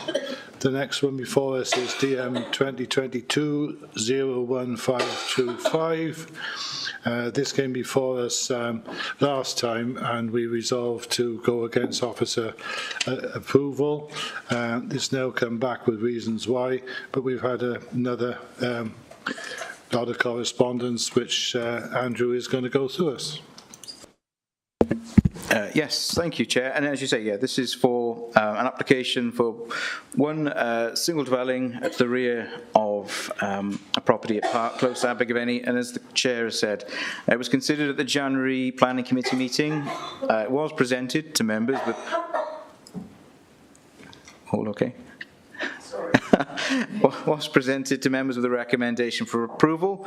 However, highway safety concerns, particularly with the width of the access, were raised through the course of the meeting and the debate, and ultimately, as said, it was voted against officer recommendation. So as per the process, the application is before you today to vote on the reason for refusal based on highways matters. So I'll just get that on screen now. But firstly, you will note, members, that an updated site layout plan has been submitted by the applicant that shows changes to the parking layout. So just quickly show that on screen, Phil, if you can. So is it this one or the following one? No, it's that one, if you go back. No, it is that one. There we go. Yeah, so this, just wanted to clarify that is an updated submission by the applicant. So to confirm, in your voting today, it would be on this updated layout. The reason for refusal, though, is it's based on highways concerns that you raised and voiced during the January meeting. The exact wording that officers have presented, we should have in the slide presentation, I trust. There we go. So hopefully that captures the concerns raised by members during the meeting last time, but just wanted to confirm that there has been an updated layout plan, and that's the plan that would be determined ultimately. So this did have quite considerable discussion and debate last time, so that's procedurally the update as to where we are now, and I'll perhaps leave it on that, either the plan there or the reason for refusal, and pass back to you, members. Okay, thank you, Andrew. And I note that the local member, Councillor Tudor Thomas, is on the line. Councillor Thomas, do you want to come in? Thanks, Chair. Only very, very briefly, but there has been obviously concern prior to the January meeting, which unfortunately I couldn't attend because of a family bereavement. But I think those are probably ongoing. But I would leave it to the planning committee to actually decide today, as to what happens. It's in my ward. I know the area well. It is quite a tight sort of area in terms of access, and that's purely from a layman's perspective. But I say locally, I think there are a number of people who have raised concerns. Thanks. Thank you, Councillor Thomas. We have a registered speaker from the objector side, and that's Anthony Davis. Anthony? Thank you. I'd like to start by thanking the Planning Committee at the last meeting for their recognition of the inherent dangers identified by the Highways Department with regard to this planning application, and for voting to reject the application. The amended plans do nothing to address the inherent dangers caused by not adhering to the Common Welsh standards as described in the original application. The amended plans show a reduction in the number of parking spaces from 5 to 4, which now does not meet the local parking regulations.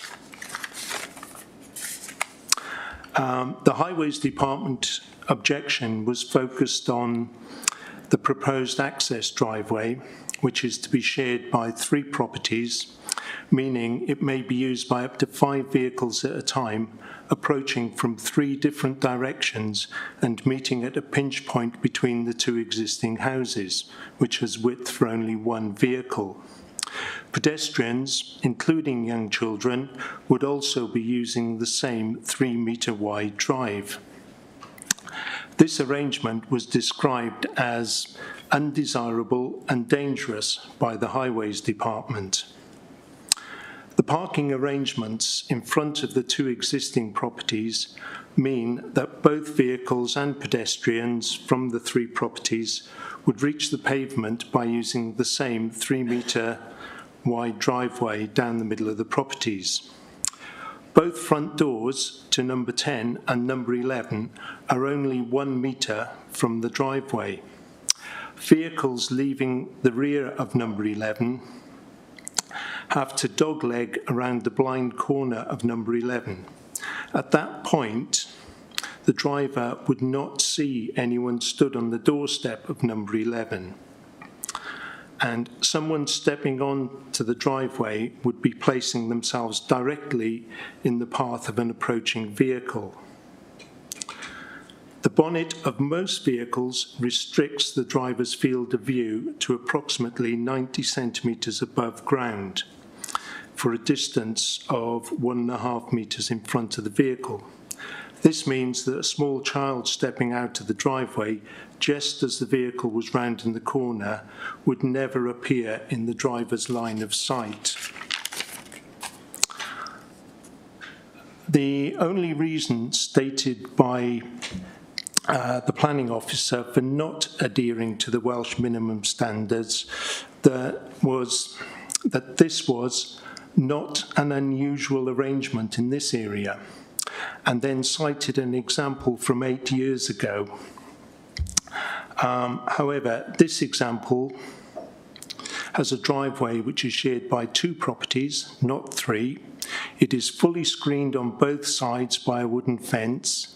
It is at the side of a property with a separate fenced-off footpath between it and the property, and most importantly, the front door of the house is on the opposite side to the driveway, none of which is comparable to the dangers inherent to the planning application for number 11.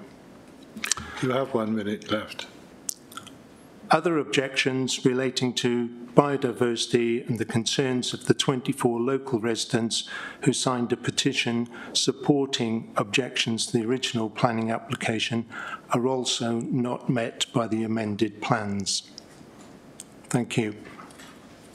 Thank you for that. We've got the applicant, Stephen Parry. Mr. Parry. Yes, thank you. Thank you, Chair. And thanks for giving me the opportunity to talk about this application. My name is Stephen Parry, and with my wife Joan, we own 11 Park Close, Abergavenny. We've applied for planning permission to erect a bungalow in the rear of our property, and I would briefly like to outline a number of points concerning this. There has been a precedent set for such an application in Abergavenny in the one that was previously mentioned in the report by the planning officers, and that was to do with this 2 bungalows at the rear of Park Crescent, where 2 bungalows exit via a 3-metre driveway actually onto a short stretch of public footpath, before they hit the road. So it comes out of the property at a very narrow exit and goes on to a public footpath. But on top of that, there's an application in Highfield Crescent which is virtually identical to what we're applying for. And it was this development that put us onto the idea to apply in the first place. And that is application number DM 2018-00603. In this particular application, it is a 3-metre width, which is acceptable according to MCC adopted planning policy, hence the approval given to both of those mentioned applications. At the previous planning meeting, which we watched online, a number of councillors expressed concern about the safety of people when cars are reversing out of the properties. This has been addressed on the drawing that you've seen, where now the vehicles are able to ingress and egress the properties in a forward gear. This property is located on a very sleepy close with minimal traffic, 16 houses, and very little traffic at any time of the day. Traffic speeds can never be more than 10 miles an hour unless somebody's racing around. So I believe the safety issues previously mentioned has been answered fully. Incidentally, there is also a fully binding legal agreement registered with the Land Registry, which covers the sharing of the drive with number 10 Park Close. Biodiversity. A number of objections have been raised by neighbours about the effect of such a development would have on wildlife. My wife and I are members of the RSPB and very concerned about birds and wildlife in general. We are totally happy to accept any recommendations that Council require and give a permission to erect this bungalow. Overdevelopment and loss of amenity. The new bungalow could only be viewed by a maximum of 5 out of the 16 properties in Park Close. Indeed, only 2 properties could view the entire bungalow via a bedroom window in number 12 and in a small back garden area at number 10. The erection of a bungalow will have little or no effect on amenity space, and the new dwelling will not impinge on all the other houses in Park Close. One objector has stated that the development will dominate the area and block views of the Blorenge Mountain from an amenity garden some 50 metres away. It is a bungalow of limited height. I noticed that we have a very last-minute objection by Abergavenny Town Council, and they previously did not object to the application. But they didn't object to the previous 2 that I've mentioned either, so I'm a little concerned as to why this has happened. I can't find any meetings or minutes of meetings that have been published regarding this actual statement that they refused the application, and I'm just wondering if there's a possible conflict of interest in that area. Finally, Monmouthshire has a housing shortage and an ageing population. Generally, bungalows carry an uplift in property values as they occupy large areas of land. This modest bungalow would assist in providing affordable housing in Abergavenny. And if the application is approved, then the 106 agreement means that funds will be made available for affordable housing. Thank you very much. Thank you very much, Mr. Parry. We'll now ask Andrew to come back in on those couple of points. Yeah, thank you. There's not a huge amount much to comment further on. I appreciate there's been maybe previous sites that have been allowed. As members know, each application is determined on its own merits. Only point I would make is, in time, there are now these Orwell's parking standards that the highways officers have quoted, and that's where the figure of 3 metres is considered to be in conflict of those standards. Only point I would make as a point of clarification that I think was made last time, but I appreciate members exercise their right to come to a different conclusion, was that those standards are not adopted supplementary planning guidance. They provide guidance across Wales on these sort of highway standards, but they are not adopted standards. Notwithstanding that, I appreciate that point was made to members last time, and you arrived at the resolution that you did. So, yeah, there may be other infill plots around the town that are potentially comparable, but this needs to be considered its own unique context in line with current policies and all other material considerations. The amended plan makes an attempt to provide the ability for cars to leave the site in a forward gear. That's for members to take their own balanced view, and I say that would be the plan that ultimately you are determining based on your debate last time. So not a lot really for officers to add there, other than just to sort of point out some matter of fact. Okay, thank you for that. Go to members now. Does anybody have any question that they want to ask or any comment to make?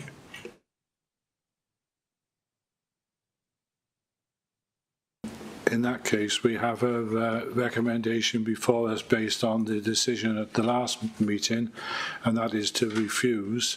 Can I have a proposal for Councillor Bogfield? Sorry, Chair. I didn't realise that the applicant is a customer of mine, so I'm going to recuse myself from voting on this one. Interest. Yes, please. Okay, thank you for that. So the proposer was Councillor McConnell and the secretary was Councillor Powell. Sorry? Or refusal. Yeah. I'm sorry, Chair. I voted to approve this last time, so I don't think my stance has changed. Okay. Can I have? Can I have a seconder? Because Councillor Powell's no. Right, Councillor Prin. Obviously, if you wish to approve it, you just vote for approval. And if you, right, so. Yeah, should I just clarify with Mel if there's a bit of confusion? So just to confirm, the application was presented to Planning Committee last month with a recommended for approval. Members voted against officer recommendation to refuse the application. The process then is for this, the reason for refusal to come back. So you as members, if you want to vote to approve the application, that is okay. If you want to vote to refuse and agree the reason for refusal, that is equally a choice that you can make. So the officer recommendation is for the reason for refusal to be agreed and the application to be refused. So if you don't agree with that, you're voting against officer recommendation. I.e. to approve sorry, it. I'm really confused does that now, make sense? sorry. Can we put if we put the vote up, it might make a bit clearer. Clarify it, okay. When it's written down. Sorry. I was voting to refuse the application. That's, yeah, so if you're voting for refusal, so you'll see at the live poll was popped up now. So you've got for refusal if you want to refuse the application, or against refusal if you don't agree. So just to be clear, sorry. If I voted approve last time and I wish to approve this time, do I vote approve? You're voting against refusal. Against refusal. Right, okay. Thank you. It's for refusal or against refusal, okay?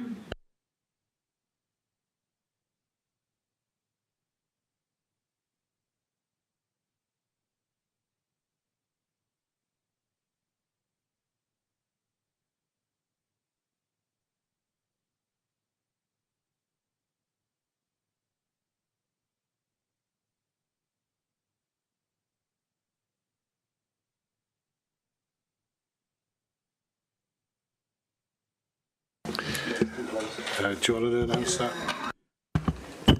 The vote is very close. It's 7-6, so we go to a recorded vote. Okay, thank you, members. We're going to a recorded vote for refusal. So, Councillor Bond, how are you voting? Councillor Bond? Abstain. Councillor Bromfield? I'm not voting, Richard. Okay. Councillor Bryn? For refusal. Councillor Butler? Against refusal. Councillor Crook? For refusal. Councillor Eason? Against refusal. Councillor Garrett? Against. Councillor Howells? Against. Councillor McConnell? Against. Councillor McKenna? Against. Councillor Murphy? For. Councillor Powell? For refusal. Councillor Riley? For refusal. Councillor Rook? For refusal. Councillor Webb? Against refusal. It's got stuck here. I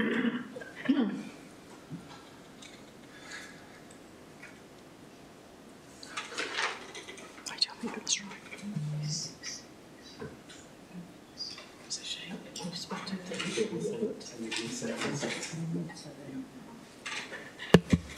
So that's 7 against refusal. So it's against refusal.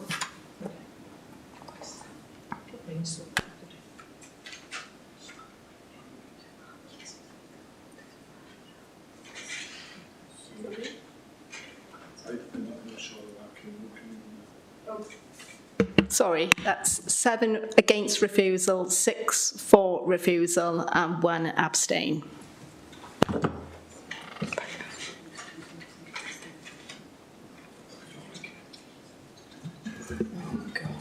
Okay, we'll deal with that in the process then.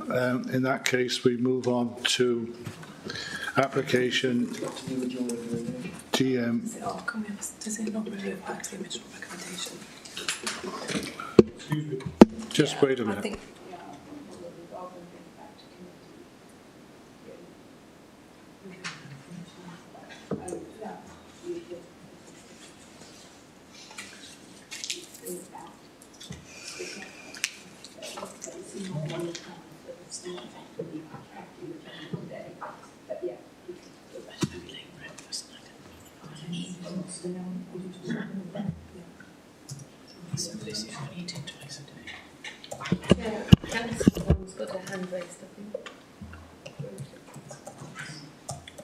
Councillor Bond? Chair, if there were 15 on the last vote and 2 have not voting this time, isn't that 13? So that'd be 6-6, wouldn't it? So it's not being 6-6 anyway. It's 14 votes.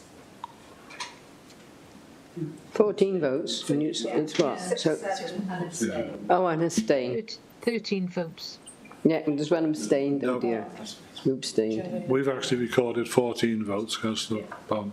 I've only got 13 down here. Well, there were 15 last time, and 2 people 2 suggested they weren't voting. That's what I heard. Sorry, I misunderstood. What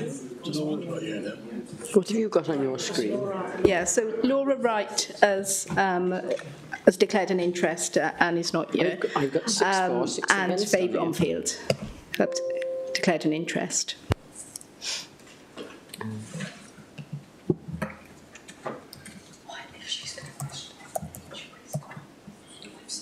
Thank you, Chair. That's 14 then. Thank you, Chair. Okay, so as you voted against refusal, we're going to go back to the original vote which is officer's recommendation was for approval for this application. So we're going to vote again now. Okay? What are we voting on now? We're voting on the officer's original recommendation, which was for approval of this application. Which we turned down last week. Which you turned down last time. Yeah, I'm with you. Okay. Councillor McConnell. And to clarify, the subsequent information was that there's now parking which enables someone to turn their car around, so that would be part of what we would be approving or not this time. Where's the room to turn it round, I don't think. Where's she got the room to turn it round? I can't see any room to turn it around. I can't see anybody turn it with.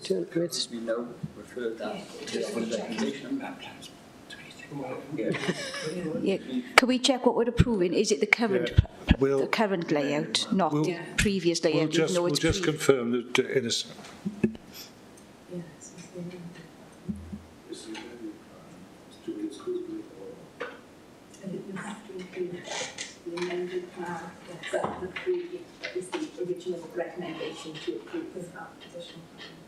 Right, so to be absolutely clear, we're being asked to approve or reject the amended plan. The officer recommendation originally was for approval. We went against it, but we've now got new plans that show the turning ability within the site, so there can be egress in forward gear. So do you approve that or reject it? So can we have for approval? Can I move for approval? Yeah, we'll go straight to a recorded vote. So again, just to clarify, you've got a new set of plans, and the recommendation is for approval.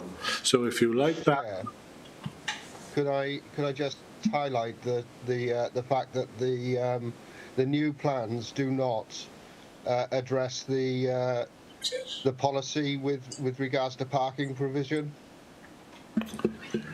Yeah, if anybody still doesn't like it, they vote for refusal. Right.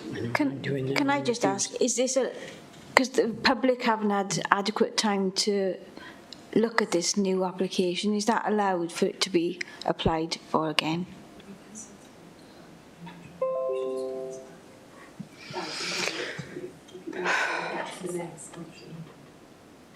Chair, don't we normally bring it back to the next meeting if this is the case?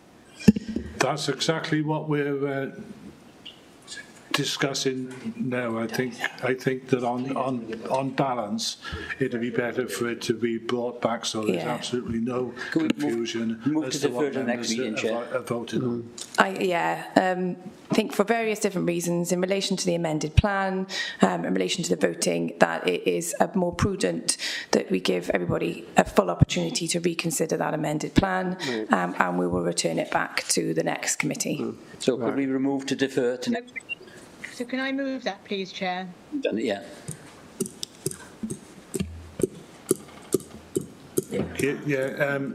Sorry, Councillor, but we're doing several things here. Yes, certainly you can. So do we have a seconder for that action? Just about everybody in the room. Councillor McConnell. Right, in that case, then that will be brought back to the March meeting. And in the meantime, we move on to application DM 2024-00422, which is the proposed development for residential dwellings, etc., on the Maybe Bridge site in Chepstow. And Amy. Can we wait for Councillor Wright to return?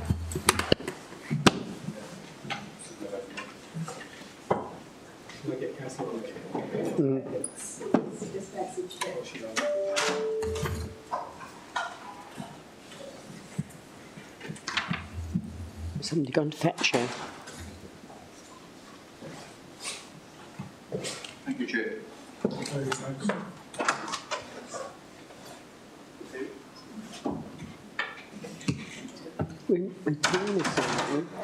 We're two missing at the moment.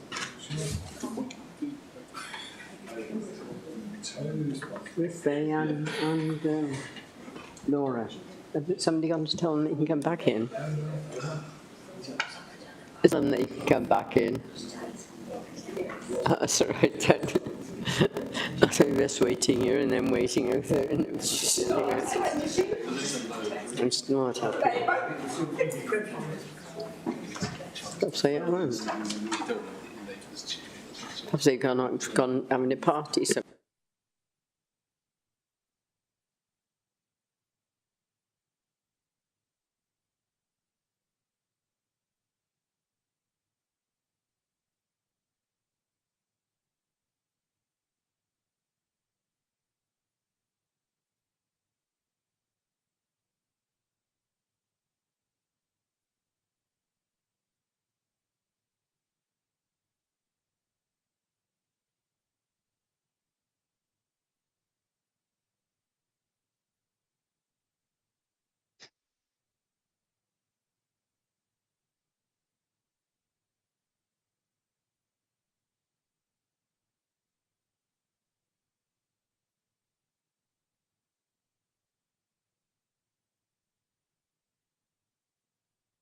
Okay, we can now recommence. So, Amy. Thank you, Chair. So the application, the next application before you is DM 2024-00422. It's a reserved matter application for the proposed development of residential dwellings and associated landscaping and infrastructure at the northern parcel of land at Fairfield Maybe. So the first slide you have here in front of you shows you the red line plan, which is the extent of the application incorporating a roughly rectangular piece of land to the northern corner of the Fairfield Maybe site. The land is allocated under SAH3 under the current local development plan for mixed-use residential and employment. This portion of land was in the outline application earmarked for employment land, office or light industrial. The applicants have actively and comprehensively marketed the land for these purposes for the last 4.5 years. However, this has been very unsuccessful and they've been unable to secure a developer who would be keen to progress. This is a result of the high construction costs, much lower rental yield and availability of serviced accommodation or office or workshop elsewhere. In addition, the proposed alternative use of affordable housing is considered to be very beneficial to the wider community and takes full advantage of the sustainable location close to services, train and bus station and town centre shops and services. Therefore, it's considered that on balance, the principle of a residential use in this location can be supported. The next slide shows the green infrastructure plan, showing strong green edges to the north and eastern boundaries of the site to help integrate the development into the wider landscape at Fairfield Maybe, especially along the Riverside Walk, which members partly walked along yesterday. This also shows the Riverside Walk maintained and connected to the wider footpath network, providing access into the town centre, that pink line you can see there. The next slide shows the proposed layout of the site, which is 3 blocks arranged around a central shared parking area. Block A is the top northern corner, which is older persons accommodation, consisting of 15 flats. Block B, to the northwestern corner, consists of 11 intermediate rent flats, and the southern portion of the site, Block C, is 20 general needs rental flats. Access to the Riverside Walk is from the central parking area via the windy path. The path to the site is a level access, and the path as it connects to the Riverside Walk at the north has got a couple of steps. Concerns have been raised in relation to the level of parking provided on site. However, this was discussed at length with the authority's highways officers, where it was considered that the sustainable location and direct access to train and bus services supported the approach of fewer than standard parking provision. In addition, the applicants have provided evidence to demonstrate that the levels of car ownership is generally lower than the average for their tenants. Therefore, it was considered that lower car parking provision could be accommodated on the site without detriment, in line with Planning Policy Wales' objective to achieve a modal shift away from car reliance. It has been noted that the town centre, and in particular healthcare facilities, are at the top of the hill in Chepstow and would require a car. However, the site is still very close to bus stops and taxis, and public transport is available to access these services at the top of the hill. Concerns have also been raised in relation to the local road network and its capacity, including access and infrastructure. However, the former applications have been supported by a traffic assessment, which conclude that the road network is capable of supporting an increase of up to 449 dwellings from this site. The current approval, including this proposal, would see a total of 419 dwellings, which would be well under this threshold. Concerns have also been raised in relation to the proposed landscaping and integration with the wider site, but the application shows some considerable landscaping, and in the proposed master plan there are 3 proposed conditions to secure a GI master plan, landscaping compliance and landscape maintenance. There are no other objections from other statutory consultees such as NRW, Ecology, Highways or SAB. So turning to the next slides, these show the floor plans of Block A, all arranged around a central corridor to maximise light to living accommodation and provide balconies where appropriate. The next slide shows the elevations of Block A. The top north elevation will be facing the northern end of the site, facing the bridge and the pathway into town. The next slide shows the floor plan of Block B. And again, the next slide is the elevations of Block B, facing outward. Again, the next slide is the floor plans of Block C, which is the larger block of 20 flats. And again, the elevations, the next slide, the north elevation there faces into the car parking area, and the east elevation at the bottom corner faces towards the newly built homes. The next slide shows the site sections. The top slide shows the grey area with the bridge on your left-hand side, and the west elevations of Block B and C. And then the lower section there on the picture shows the riverside to the left and the northern elevations of Block A and B. So the photos show this is where we stood, where members stood yesterday, facing towards the site with the bridge beyond. The next slide is the same spot looking in the other direction towards the southern portion of the site where the other houses have already been built. And the next again shows the access way where members walked through. And the last slide again shows the newly built homes on the opposite side of the site. It's also important to note that concerns have been raised in relation to the protection and the management of the Severn Princess. The ship has been included on the Register of Historic Ships. And whilst officers have full support for the restoration, conservation of the ship, for the purposes of the application before members today, the ship is outside of the red line boundary, and the proposals do not affect the status quo for the ship. In addition, there is no policy requirement for the developers to provide further funding or restoration, protection or management of the ship. However, during the site visits yesterday, contact was made between the developer and those acting on behalf of the ship, and it's hoped a successful conclusion come out of this separately to the progression of this application. We are obviously more than happy to help facilitate this. And earlier this afternoon, I have also had confirmation from the developer that this has been done and a commitment has been made to cooperate. Other concerns are raised in relation to noise and light pollution. This has been assessed by Environmental Health and Ecology, who raised no concerns. In addition, concerns have been raised over the impacts of the block of flats and the materials chosen, which would adversely affect the landscape. Our landscape and urban design officer has considered the application and made some comments through the process of the application. These amendments have been made, and the officer is now satisfied that there is no adverse impact. Overall, the application proposes to deliver a range of affordable homes for persons and families in need in a sustainable location in line with the policies set out in the local development plan. So in conclusion, the application is recommended for approval subject to the conditions identified in the officer's report and the proposed section 106. Thank you. Thank you, Amy. And we don't have the ward member here. Or anybody from the Town Council, and nobody else is registered to speak. So I'll go straight to members. Has anybody got any points? Councillor Payne. Diolch, Amy. Thank you, Chair. My queries yesterday were with relation to the extended delay in connecting the Riverside path so that the existing community can benefit from being able to access town that way.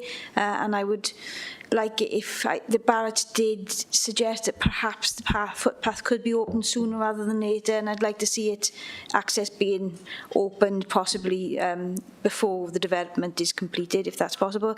And I also had a query about the staggered path across the site and the lack of direct access to the front pavement. The front pavement is the way that the residents would walk if they wanted to go to Tesco's or to the railway station, and I do think that having a little cut through would be better than the current situation where the residents are forced to walk through the main bit of the site behind reversing cars. A direct footpath would also mean that that there won't be a desired path walked through the green spaces, as is what normally happens. It would be better if we preempted that, particularly as developers are hoping that the majority of the residents will be prioritising walking. Therefore, walking routes should be short and direct where they can be, and I can't see why they couldn't be accommodated on this site. Diolch yn fawr. Yeah, we did have a conversation about the path and extending that underneath the bridgeway to allow that to be open prior to this. There was something that Barrett's were saying that could be accommodated. It isn't something that I think we can include as a condition because it would be outside the red line. However, that is something that I think we can definitely talk with Barrett's about. We're in communication with them and they seem to be pushing an open door in relation to that aspect. So it's definitely something that we'll follow up. In relation to to the staggered path, it's been difficult to get clarification on why that is as it is. We don't have amended plans per se. The plan you have in front of you is the one that we are asking you to make a decision on. I think in relation to the position of the path is there on the screen. I understand what you're saying and take that on board. I think in terms of a recommendation, ideally maybe you would move the path between parking spaces 7 and 8 and push that up slightly up closer to the turning head. But in light of us not having that proposal in front of us, I think it's not such a detrimental situation to warrant refusal of the application. And unfortunately, as the plans are, they are in front of us today. It is ideally that that's going to be a shared space. The level of kind of car movements is going to be restricted with 26 parking spaces accessed off that road there. So in terms of, there's plenty of visibility. So in terms of the inconvenience of crossing the road in a slightly diagonal path. I understand what you're saying, but I'm not convinced that that would be sufficient reason to refuse the application in light of us not being able to secure a different plan.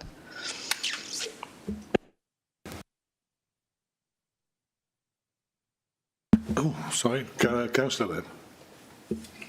Thank you very much. Just looking at the wider aspect of this whole site, I mean, we must be coming to the end now of any planning that we can be approved or refused. And I just want to say that I think our planners have done an amazing job on this site, and they don't get congratulated that often, and I do thank them. I think it's a brilliant area, lovely place for people to live and work, and it's super. Thank you very much. And the other aspect is thank you very much, Amy, for raising this issue regarding the Severn Princess with the agents, and hopefully that will come to a successful conclusion, as you have said. Thank you. Thank you, Councillor Webb. Amy, do you want yeah, thank you very much for the comments. I think this scheme as a whole, as Fairfield maybe, as planners, we are very proud of it. Actually, I think it's a very good scheme in lots of respects.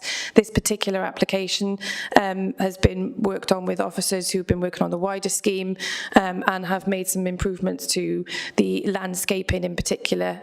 So our landscape and urban design officer has spent some considerable time on that, and I think the credit goes to him in that respect. Thanks for that. Councillor Butler. Thank you, Chairman, and thank you, officers, for all the work I know you've done on this site. I am going to refer, however, to my earlier comments regarding affordable housing, and I know policy about the exclusion of those in need of housing that are not actually eligible for affordable housing. I find it quite disappointing that we're doing this. You know, we need to open this up more. I'm not absolutely clear. I haven't been deep into the depths of this. Are we still? Are there any air source heat pumps and PV panels within the development? And I'm very glad to hear that the conversations are taking place between the historic Ferry Princess and the developers. But I do have some concerns about safety of the access to that ship. Thank you. Yeah, no, again, they are very important comments to make in relation to affordable housing and making sure it's available to all. It's one of the commitments of the local authority as a wider organisation that we provide homes for all. Again, the comment would have to be the same, that, you know, people, when they are in need of housing, that is up to the housing options team, but it's definitely something we can take back to them and start to work with them. In terms of this scheme, it is a mix of more older people's, intermediate and general needs rent, which I think gives us a wider scope to help as many different groups as possible. And then in relation to air source heat pumps, PVs and EVs, because they are all built to the Welsh DQR standards, they all have to meet the EPC A rating, which will include, so no fossil fuels. They've all got air source heat pumps. PVs are on the roofs. We did have a discussion about having the pitched roof in line with the buildings that are around Brunel Square. However, it's very difficult to get efficient and effective PVs on those roofs, hence the flat roof. So yes, definitely got PVs. And they all have electric charging infrastructure in place in the car parks, not in terms of because there's a tendency, there's a low electric car rate ownership, but Pobble have confirmed that they will be providing EV charging on request, but the infrastructure will go in place with all the groundworks.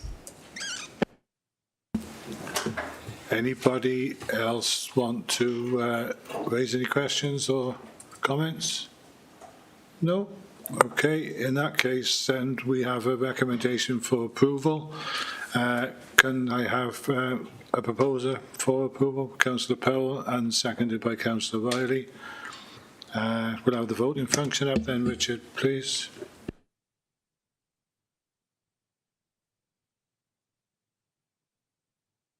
Can you all vote now then, please?